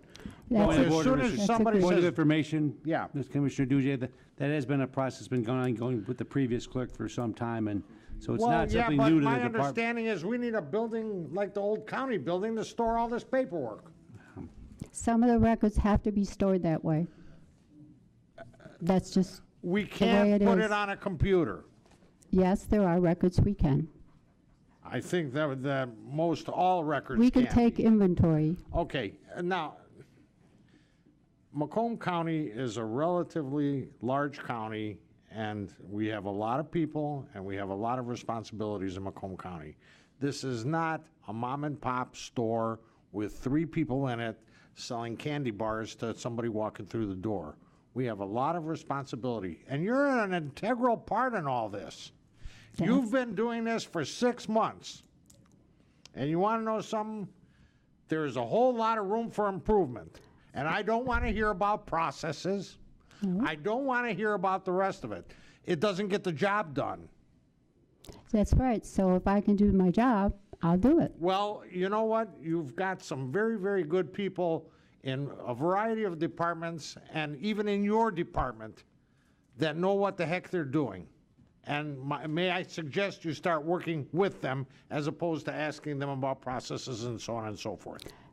That's all I have to say on that. Now, one last question. What renovations are you talking about later on this year? You said some sort of renovations. What are you My office renovating? directly in the court. There is going to be another move, and they haven't finished. When they moved out Vital Records, you could come to the court and see where my office is, and you'll see it's vacant. They will be moving everybody else out during August. If they keep that date, we might have to wait another 30 days because of the way it's designed to where to put everybody, so I'm up, running, and I'm functional. That's the issue here. Where do I go? Where's the space? Where are the records going to go from one room, move those records that are there currently over to another facility? That all has to be worked out, and that's the part of the administration with Hackle and his deputy Delden. Then it goes through a process of where more space is in order to fill the rooms that I have already for storage. So if they have to move things around, I just like to get it organized, be ahead of the game, plan it better, because I did plan it on March 27 to where I wanted Vital Records to go to another building instead of the building it was in. I again didn't get respected on that decision. It was overruled because of a plan that was previously put into effect that, in my opinion, is outdated. It didn't serve the purpose of what it was designed for. It should have been revisited, and I could have saved a lot more money on this move and be very responsible to where the operation should be. But who is the county clerk? That's the key here. How much power do I have to talk to my equal, the executive branch? We're supposed to be equal, but that's here or there. I'm working with the deputy. I have to move. There's another move coming up. It's a big move. Thank you, Madam It's Clerk. very critical. We understand. Mr. Chairman, decorum does not allow me to say where all this should go. That being said, thank you very much for time. Commissioner Romano. Thank you, Chair. Good afternoon, Madam Clerk. Thanks for coming. I guess I'm just going to make some general statements. You've heard the questions. You know the commissioner's concerns. I guess the bottom line is we all want to be on the same page and as quickly as possible. I think that's the name of the game here, and it isn't a game. There are specific questions that were asked of you, and to the best of your ability, I'm sure that you answered them, again, to the best of your ability. That's but correct. not to the satisfaction of this particular board, which very shortly is going to be setting up a budget for you. And hopefully it'll be enough to satisfy your needs. And I guess the quicker that you put these needs of yours in order, the better position we're going to be in to satisfy that budget. And Mr. Dujay, don't be so subtle next time. But I think we all want to get to the same place at the same time, and it's kind of hard when one's pulling and one's pushing. It doesn't work that way. So having heard from the commissioners, and we're the one that set your budget, I guess, again, as I said, the sooner you get moving on this, the better off we're all going to be, and we're going to have you before us again, and hopefully we'll have some very specific answers. Thank you for coming today. Thank you. And to give you an answer to what you just demonstrated, when I get information, there's a format. And in the format, you follow what they ask you. And I provide details, figures. I collect the data from the people in my sub-departments that makes this possible? One person gathers it, okay? Usually it takes a team. That's where we're working with now, is a team, because one person, like myself, can demonstrate. You can't do it all. So if the process needs to be fixed, if the process needs to be more complementary, there's more communications, there's more outreach, that's what I'm all about as a new elected clerk. I have statutory responsibilities to fulfill. That's my obligation. I'm the keeper of the records. I only ask that I have a building. When you put somebody in that building, the records come with it. That's a done deal. That's where I'm at, and how to be more effective in the way we operate these departments. Putting another department into the area of registered deeds cuts back that flow work. We have an issue that will be coming before the board if we don't resolve it. I've asked you to come and see what the issues are. I still will come to that point to communicate effectively. Come see what I'm talking about. Visually, it's an impact. Writing it or just filling in the numbers is not accountable for the other part of actual being true. So when we calculate, we do it very meticulously. I have 2 budget centers. I have so much you allotted me before I came into office. If that was not enough to meet my new needs, then I need to amend it, and this will be done in a timely manner for this upcoming budget. All right, next on the second round, we have Chair Smith. Thank you, Mr. Chair.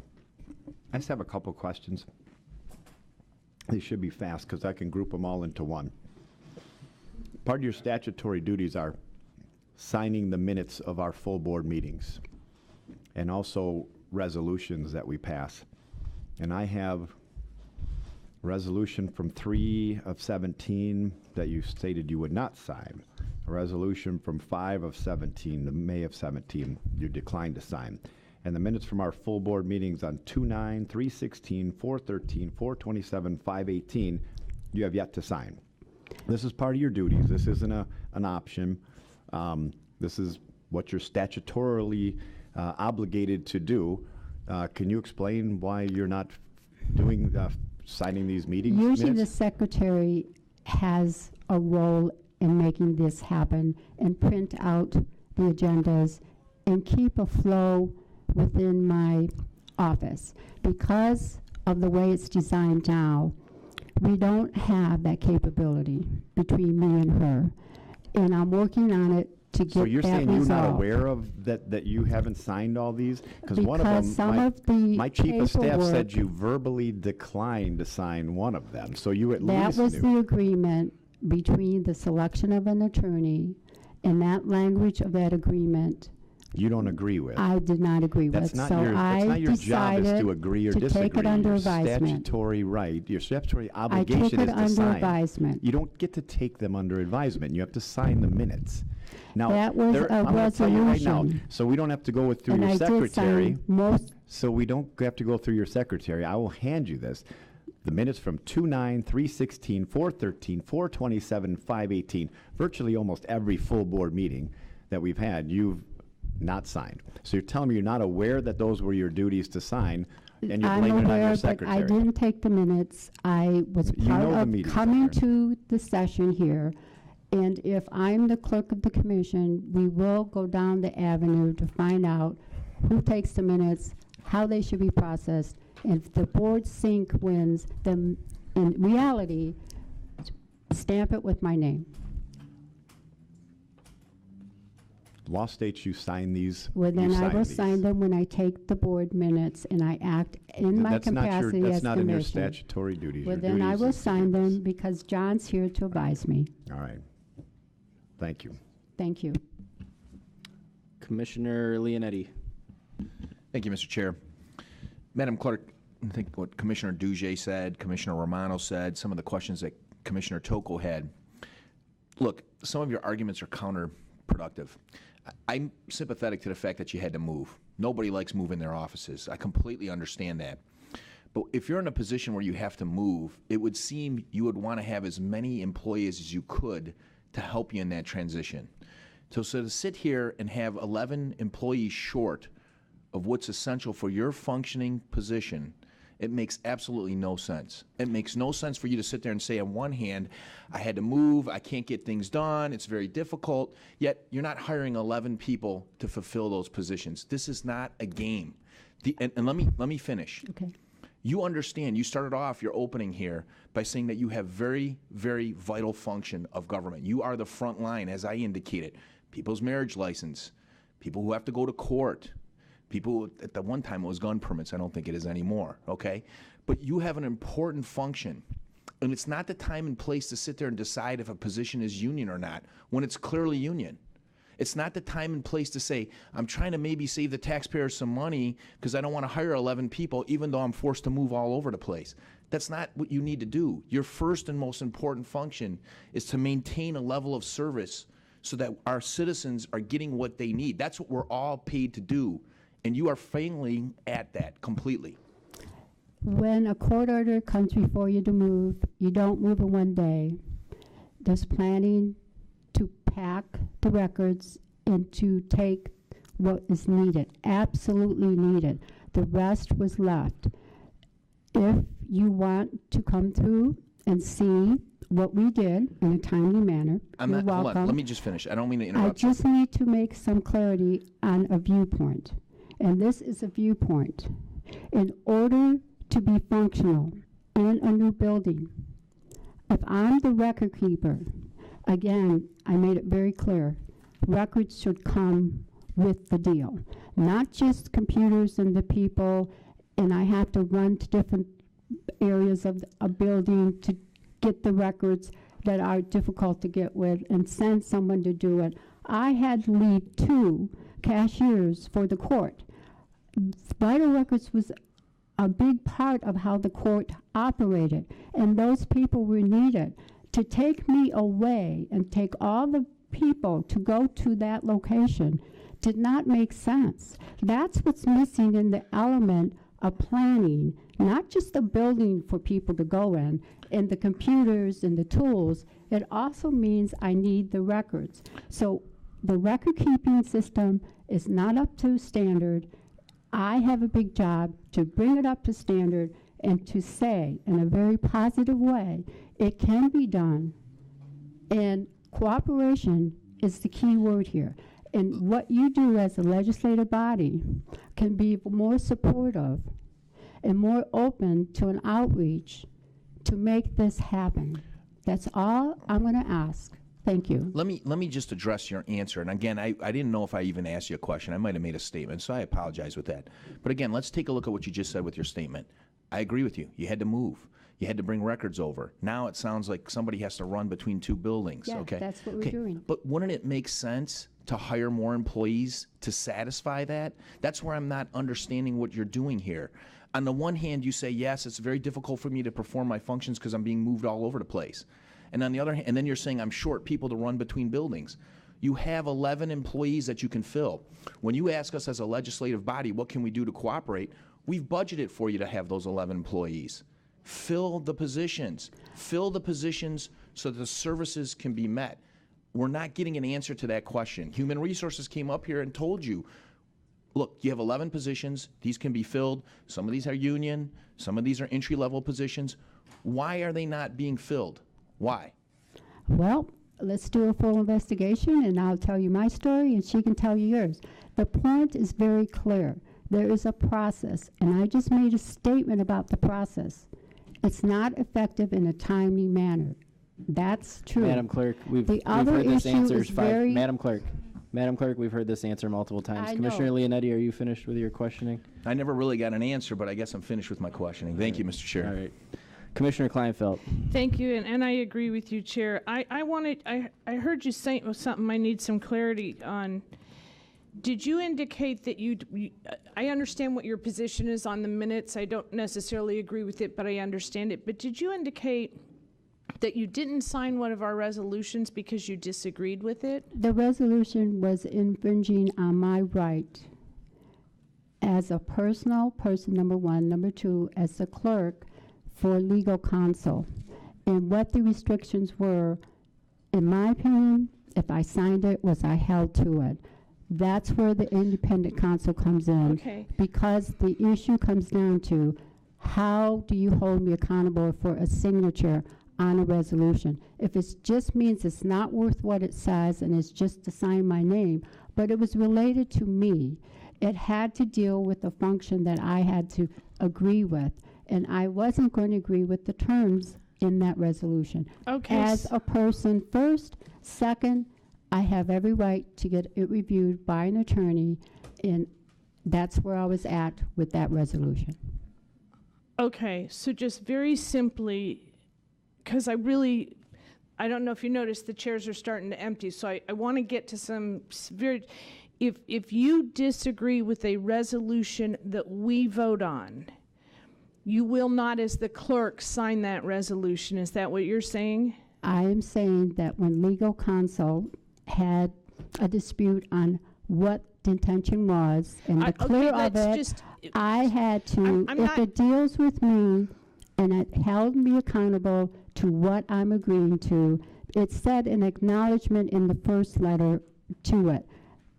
And that's where we had a stuck point in this disagreement. All right, so let's now, just the clear up attorney that you particular. chose for me. See, we're going into the 5-minute answers, and we don't really need that. I'm asking a Okay, specific I'm question. just telling you. So now that I know that you haven't signed one resolution, I'm just asking you a general question, and it doesn't require an explanation. A history. It just is a yes or no question. I don't know if you've ever done that before, but it's a concept. We are in agreement You still haven't, now. I haven't even asked the question yet, and here is the yes or no question. Just put that particular resolution out of your mind, and yes or no. If the Board of Commissioners votes on a resolution and passes it, and you disagree with that resolution, is it your opinion that you do not have to sign it as the clerk? To answer that question is a Jeopardy question, and the reason I'm not going to answer it, I'm entitled to take it on advisement, and John just said the key words. We were to talk afterwards, and we can discuss it. Okay, all right, thank you for that. And just one more thing, because I know that this wasn't supposed to, a lot of, I think frustration has spilled over into this meeting, and I'm really sorry that's occurred. I think this was originally supposed to just be an overview. We've done that with every department, and you are no different. But my question is, you've made several references to losing on your position, both in court, and I think you were also referencing some union things, I'm not sure, but the move and different things that you wanted to do, you've said you've lost. And during this meeting, you've made several references regarding legal decisions with regard to signing our minutes, continued legal positions with regard to unions, more legal positions with regard to office space and needing determinations. And when you suggest needing determination, that usually means going to court. If you've not been successful in any of these so far, rather than spend all this money in legal disputes with other departments of the county that you are working in,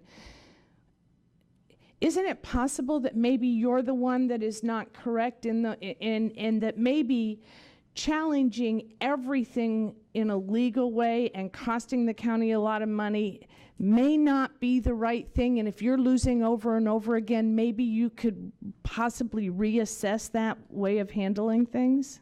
This is so premature right now because I'm going to put the issues straightforward. I run the department. I choose to be different. I am all about accountability, transparency, and even to hold the leadership responsible, not to interfere with this department and not to make the decision that's partly my responsibility. That's where we separate the powers. This is where the office itself should not have somebody coming in and doing what they do best, interfering. That's all I can say at this point. Okay. All right. Thank you for coming in. Thank you. Great questions. I hope I answered it to the best of my ability, which I did. And I'm sure we have difference of opinions, but that's always what it's going to be, because good government is what it should be. Thank you. Thank you, Madam Clerk. We have no other speakers. There's a motion on the floor. Commissioners, vote on your iPads to receive and file.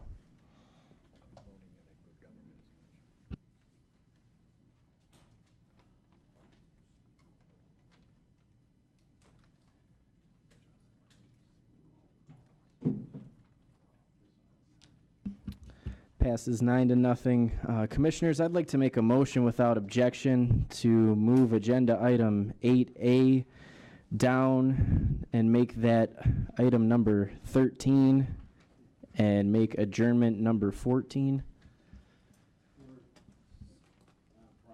I don't think we can vote on our iPads on this one, so we'll take a voice vote. All in favor, say aye. Aye. Opposed? All right, we'll make that adjustment. Next is 9A, resolutions supporting Selfridge for F-35 location. This is a motion to forward to the full board. Make a motion to approve both of them. All right, all right. Motion from Duge, support from Commissioner Leonetti. Vote on your iPads to move them both.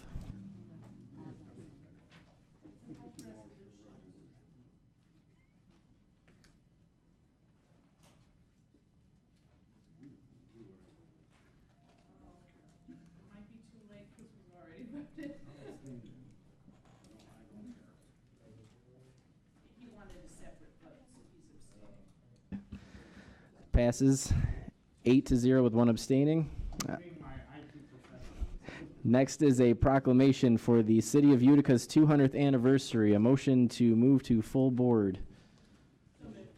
Motion from Romano, support from Kleinfeld. Vote on your iPads.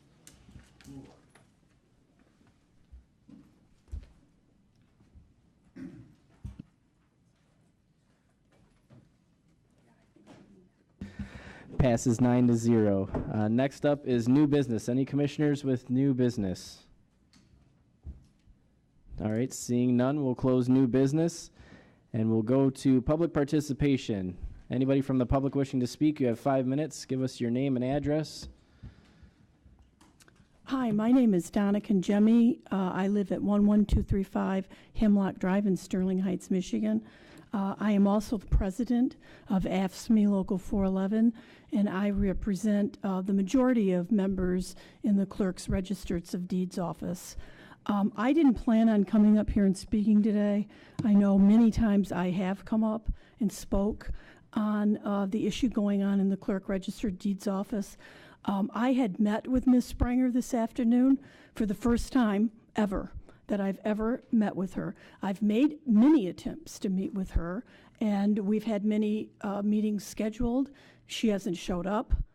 We've had meetings scheduled for grievances, and she hasn't showed up. So I was positive today that she had met with me and we had actually resolved something. So I came here to this meeting today with a positive attitude. Unfortunately, the discussions today have changed my mind.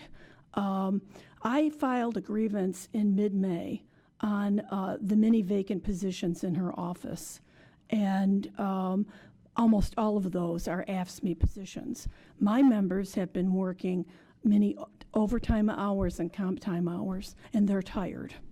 And so I want those vacant positions filled, much as you do, not only because my members are working and taking on the jobs that aren't filled, as Commissioner Toko has spoken about, but because those hours are not being filled in a way that is abiding with our contract. So a second grievance has been filed on that issue. I felt that after today's meeting that perhaps we would be able to meet and get a lot of these issues resolved, which is always what we try to do. I'm here to tell you today that I will meet with Ms. Spranger tomorrow and Human Resources, and I will meet with them to find any way possible to fill these 10 positions. I would have met with Ms. Spranger in the middle of May and found a way to fill these positions. Our local and Human Resources has not been the problem. After I filed this grievance, and I filed it at the 3rd step, which is a group grievance with the Human Resources Department, which is the quickest way to get a grievance resolved, because that way you don't have to go through step 1, you don't have to go through step 2, you go right to step 3 to solve it where they hire. From that day on, it has been a constant battle for go back to step 2. After the longest time, 10 days, when is the longest you can wait for the grievance to be filed, I was notified that Ms. Spranger wanted it to be resolved in her office. I then moved it down to step 2. Then I waited the 10 days, and I notified Ms. Spranger that this 10 days was approaching. I was then notified Ms. Spranger wanted it to be moved down to step 1 with Brian Burdick, which is ridiculous. Brian Burdick doesn't do hiring. So I have now moved it back to step 3 to be resolved, which is another delay, which it's just been delay, delay, delay. So I am willing tomorrow to meet with Ms. Spranger and the Human Resources Department to hire all 10 of these positions. We will work in any way possible to get these positions hired, because it's to the benefit of the public, and it's certainly to the benefit of the members that are working in that department. And I just wanted to come up here and let you know that we are all on the same page. And it appears to me from this experience that there's only one person that is trying to delay the hiring of these positions, and that would be the county clerk, for whatever reason. I have no idea why. But my members are tired, and they're taking on all the work of these 10 jobs. Thank you. Thank you. Anybody else from the public wishing to speak? Anybody else from the public?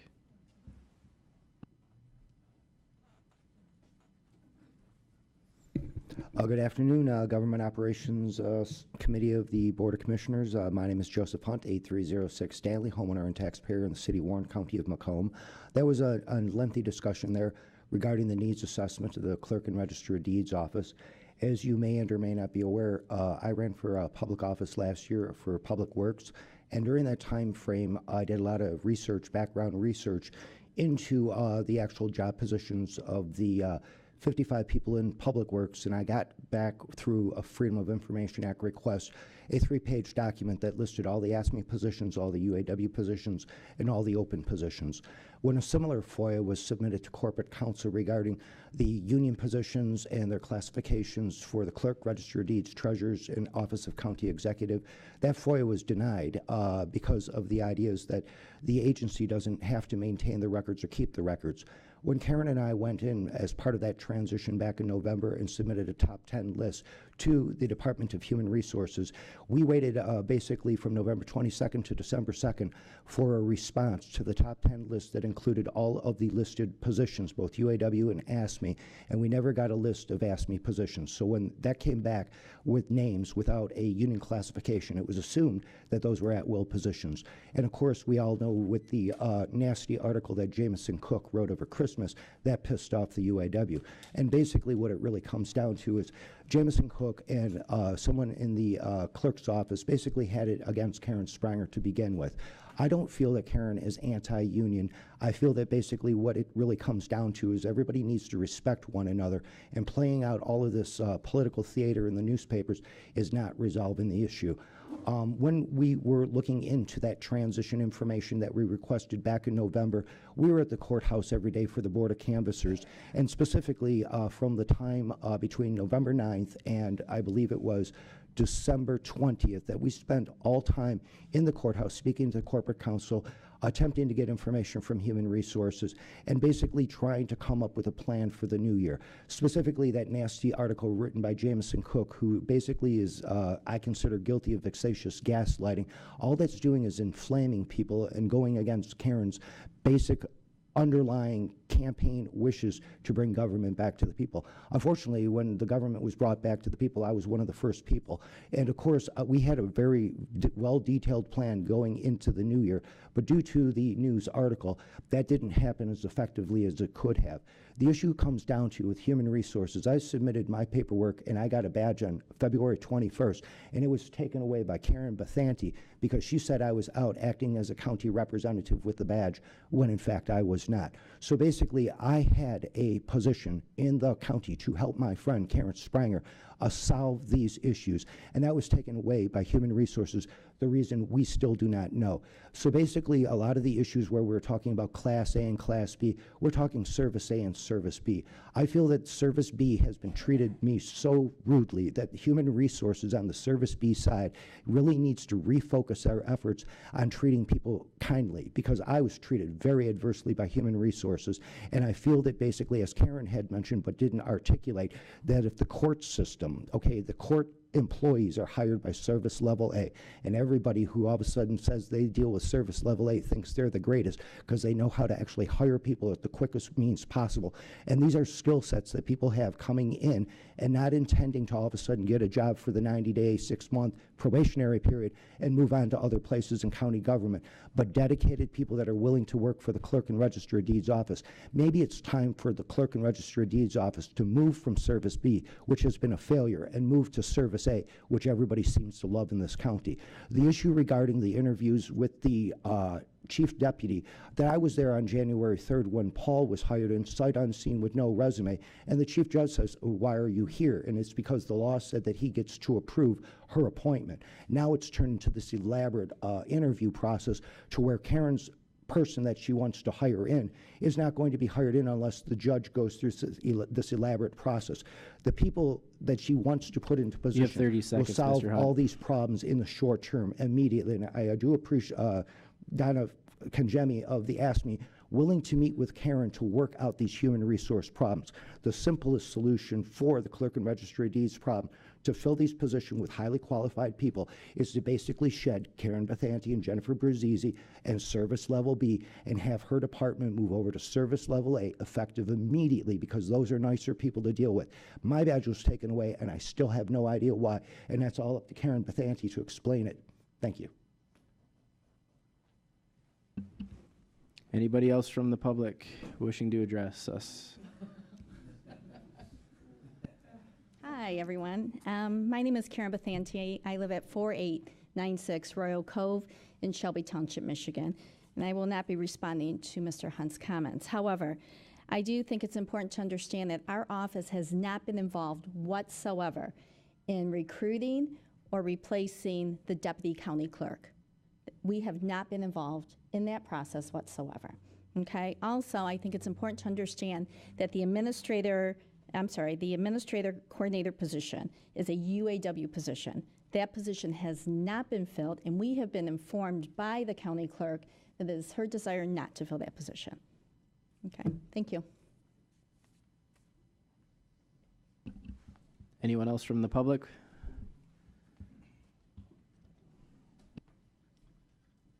Good afternoon, everyone. Frank Cusmano, 16188 Jenny Drive from the proud township of Macomb. I came here to speak about something totally different and off topic, but after listening to all this, I want to say that I had a meeting. There was an interaction between me and Karen Bethanti. I found her to be rude and unprofessional, discourteous. I sent a letter confirming that matter the very next day. To speak to Commissioner Leonetti's point, MCR 8.110C3D allows the chief judge to hire, fire, or discipline any court personnel. Be careful what you wish for, because the chief judge, if he winds up taking over, because, and I'm not suggesting that this is so, that there's work slowdown or stoppages in order to damage Karen Spranger's prospects of success in her office, then that may be what happens. Now, I've sat here and listened to a whole lot of arguments, which are arguments, by the way, asking leading questions, conflating items and concepts. when Karen Spranger came before this board and asked for a very modest request for independent counsel. And let's just talk about what independent counsel really means. The clerk, Karen Spranger, is requesting counsel, as she is allowed to do under the charter. She's assigned to an assistant corporation counsel who is UAW 412 to discuss and get advice regarding disputes she has with a different unit of local 412. Was it so inappropriate for her to seek independent counsel? Now, to move on to what I actually came here to speak about. As this body is aware, or may not be aware, MCL 123.1102 provides a local unit of government shall not impose special taxation, enact or enforce any ordinance or regulation pertaining to or regulate in any manner the ownership, registration, purchase, sale, transfer, transportation, or possession of pistols or firearms, ammunitions for pistols or firearms, or components of pistols and firearms, except as otherwise provided by federal law or state law. We are in a facility owned by the county. It contains a search station, which includes a magnometer, which is a metal detector, and also a x-ray machine. Similar units have been set up now over at 120 Talmer, 120 North Main Street, the Talmer building.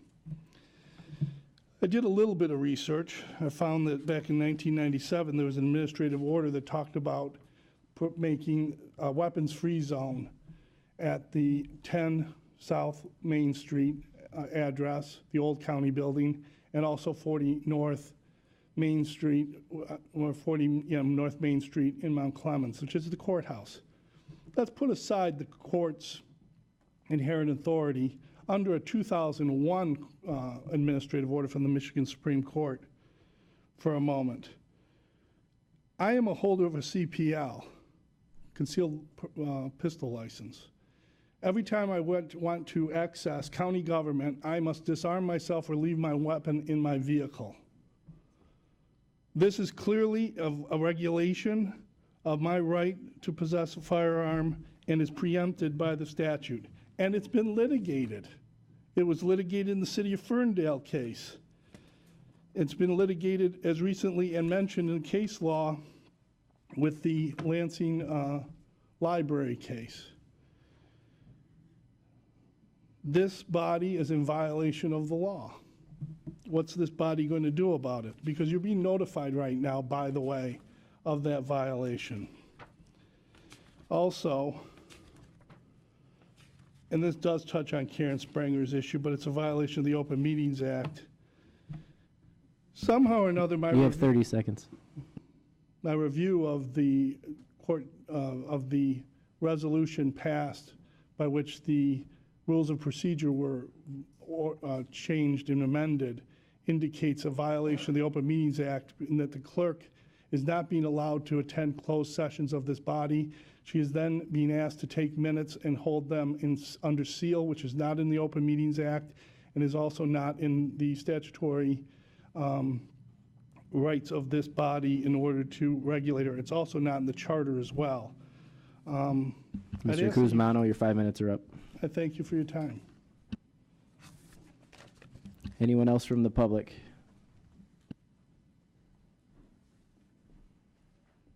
Jackie Ryan. I wasn't going to speak neither, but due to this meeting and the misunderstandings of what Clerk Spranger is doing, I have to come to the mic and speak, because when she took office, there were 8 positions open. None of them were posted. None of them were even anywhere to be filled. That lasted from November to January. So I would like to know why those were never posted and never being filled. So she arrived into office with 8 vacant positions from the previous administration. Now she has filled positions. So these positions are not the same positions that were vacant. They've been filled. except for, yes, the admin coordinator, because that was in a discussion with the judge over that position for months here.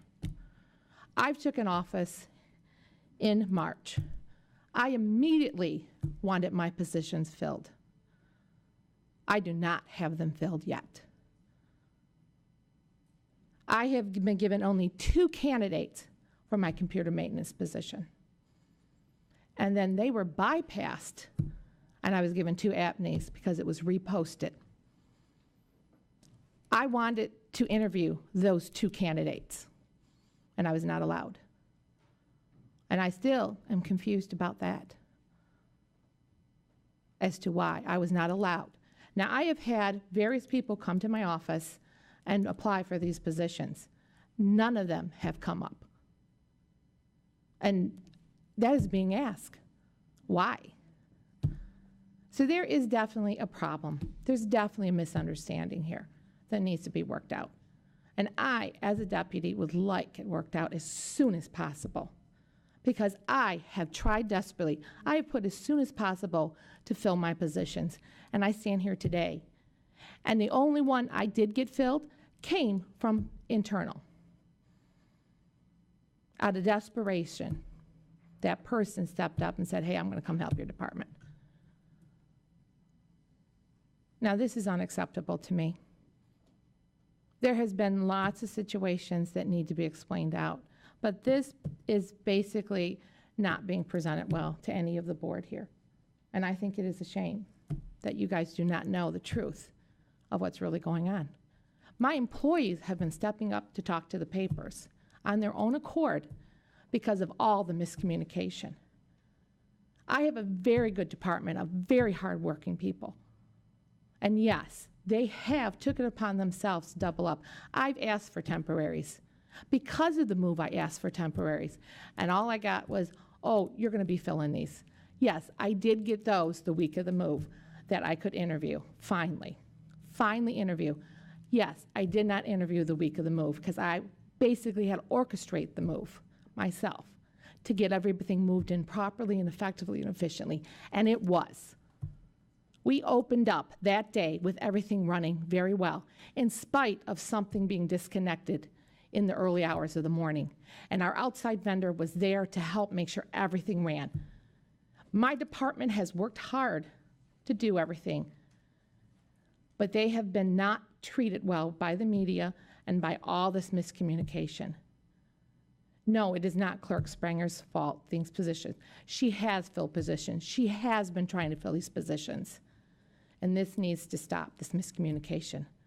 I have helped her try to fill these positions, and we have not gotten back a good response from HR. There has been a lot of problems that should not be there for filling these positions. We want them filled. And I have invited all the unions into my office personally to work out any kind of situation going on. There has not been anybody mistreated here. These are false accusations against her. And I stand here to plead with all of you to help remedy this, settle this down, and end this turmoil that should not be here, all because of politics. 30 seconds. So please, help stop the miscommunication. And let's get this done right for the people of Macomb County so that things run. There has not been a backlog. That has been a supervisor issue that has caused the backlog and people not getting service. Everyone has gotten service, and you can ask everyone in my department that. They work very hard for the people to service them properly. I have had to work on things in other departments that aren't even my department. I've had to work on maintenance and facility Your operations. 5 minutes is up. Thank you. Thank you. Anybody else from the public wishing to address the board?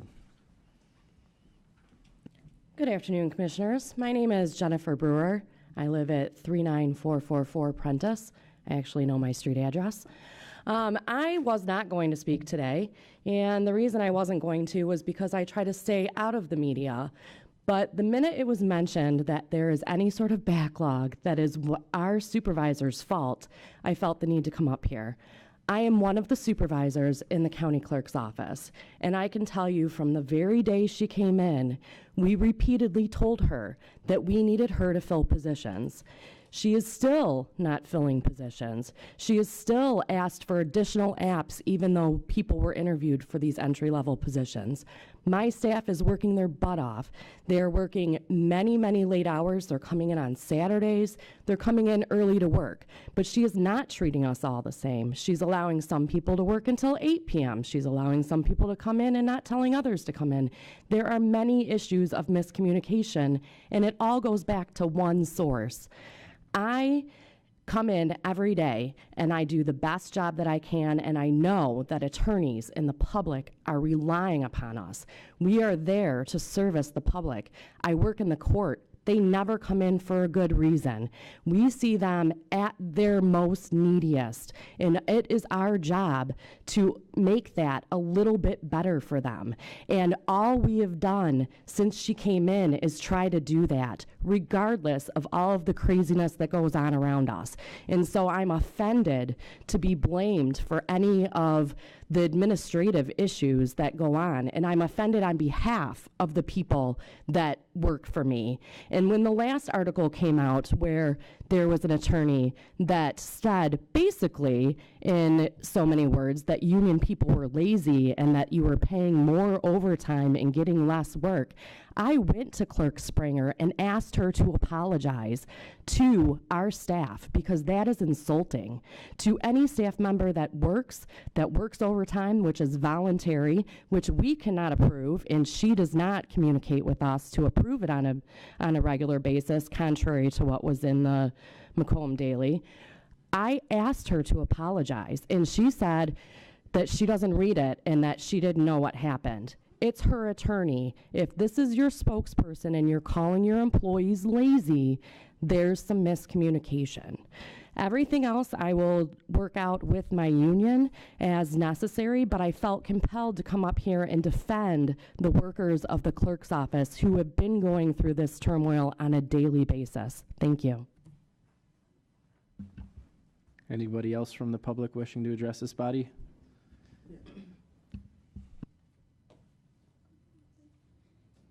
I'm Jerry Witt, Local 412 President. I represent the supervisors. I live in Shelby Township, 14755 Mr. Court. Been in Shelby Township for approximately 44 years, something like that. I just want to say a couple of things. I got a lot to say, but I'm not going to do it. Number one, I represent the supervisors, which last time I knew was part of a management team that Karen Spranger's over. And I've never seen a manager, or a director, as I would call them at Chrysler's, or a vice president, skip over the supervisors and go to the employees and try to start turmoil between two local unions like she just did this week through that paper article. She's basically starting to whipsaw one union against the other. That's what she wants to do. She has problems with authority. You guys should know that. She's disobeyed the HR. She's disobeyed directives from you guys, from the lawyers, and she continues to do that, and she used to do it in Warren, Michigan at the council meetings and in that city hall all the time, and she continues here. But to say that my supervision ain't doing her job and calling them lazy is outright lie. And the fact of the matter is, she has never, I got the picture and the thing which one gentleman talked about, that they showed a picture of them meeting, that they were waiting on Karen Spranger to show up at that meeting before Carmela left, with all the supervisors and Carmela, so that she could talk to them and work with them, instead of coming in the office and sitting there and talking to the supervisor and ask them for their knowledge and say, I ran in this election, the basis on efficiency, to make this more of efficiency. I need your help. These women and these guys have won awards after awards, as Mr. Smith has alluded to a few months ago. But she didn't do that once. Until this day, this is the last thing I'm going to say, to this day, she has never once sat down with all 7 supervisors, asking them their opinions on how they can make that office more efficient and run better, to help the public and to serve the public. Not one time has she had sat down with all the supervisors, her management team, not once. I think I find that kind of strange. That's all I got to say. Thank you. Anybody else from the public? Madam Clerk, please make it short and direct. Thank you. I will try. You can see the mess. You can see the opinions. But what is the truth? The truth is very basic. How do you organize an office that ran for 23 years the way it did? When change have to come because there's deficiencies and the supervisors have to do their job and be accountable for. I was asked directly why the mail wasn't being opened. I didn't sign the task. I don't assign the e-filing because that's not the job the clerk does. So I wanted to review that. I wanted to see how to troubleshoot those issues because the judge had a good point when we talked about the problem. And when you walk into the problem very carefully, you try to fix it. But you can't fix it overnight because it didn't develop overnight. It developed in 2016, if you really want the research and the truth. But I'm not here to spill the milk any longer. I'm here to fix the problem. I'm here to do the job that I was elected to do. And I feel that the management style that already existed cannot continue. There's a change coming, and I will implement it to the best of my ability. I also am not afraid to tell you what the weaknesses are in different departments that have to work in cooperation with another department. And when a system fails, accountability is there. Just because you're a leader doesn't excuse you from making a decision. It's not going to make everybody happy when I have to make you accountable for your decision as a supervisor.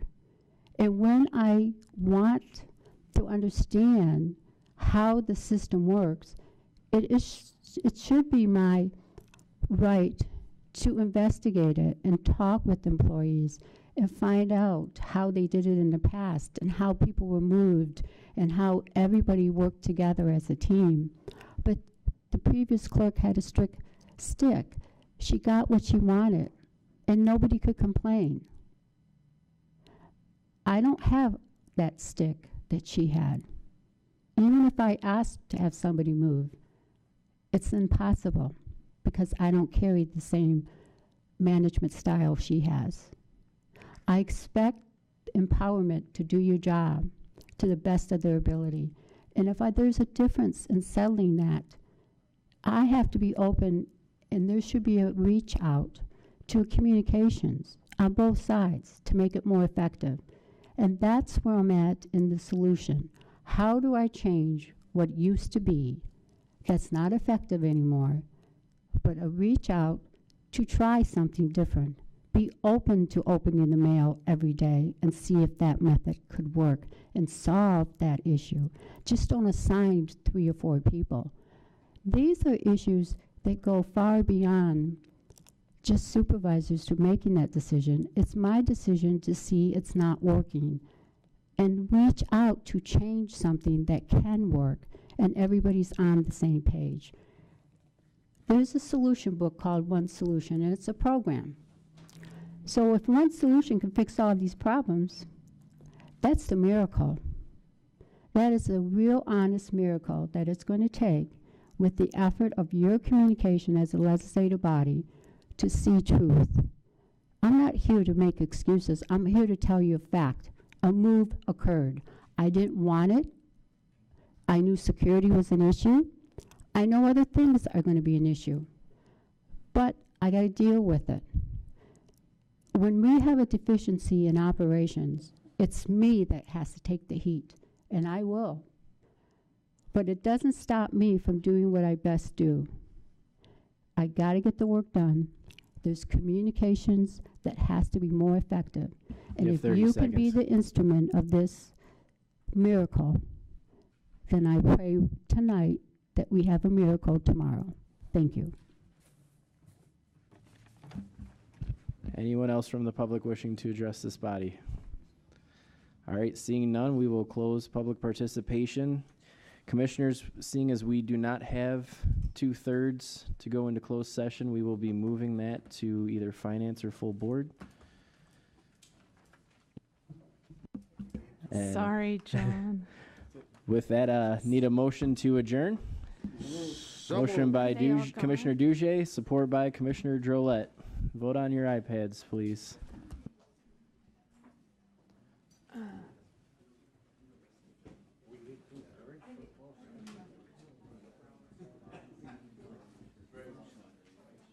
You did a hell of a job.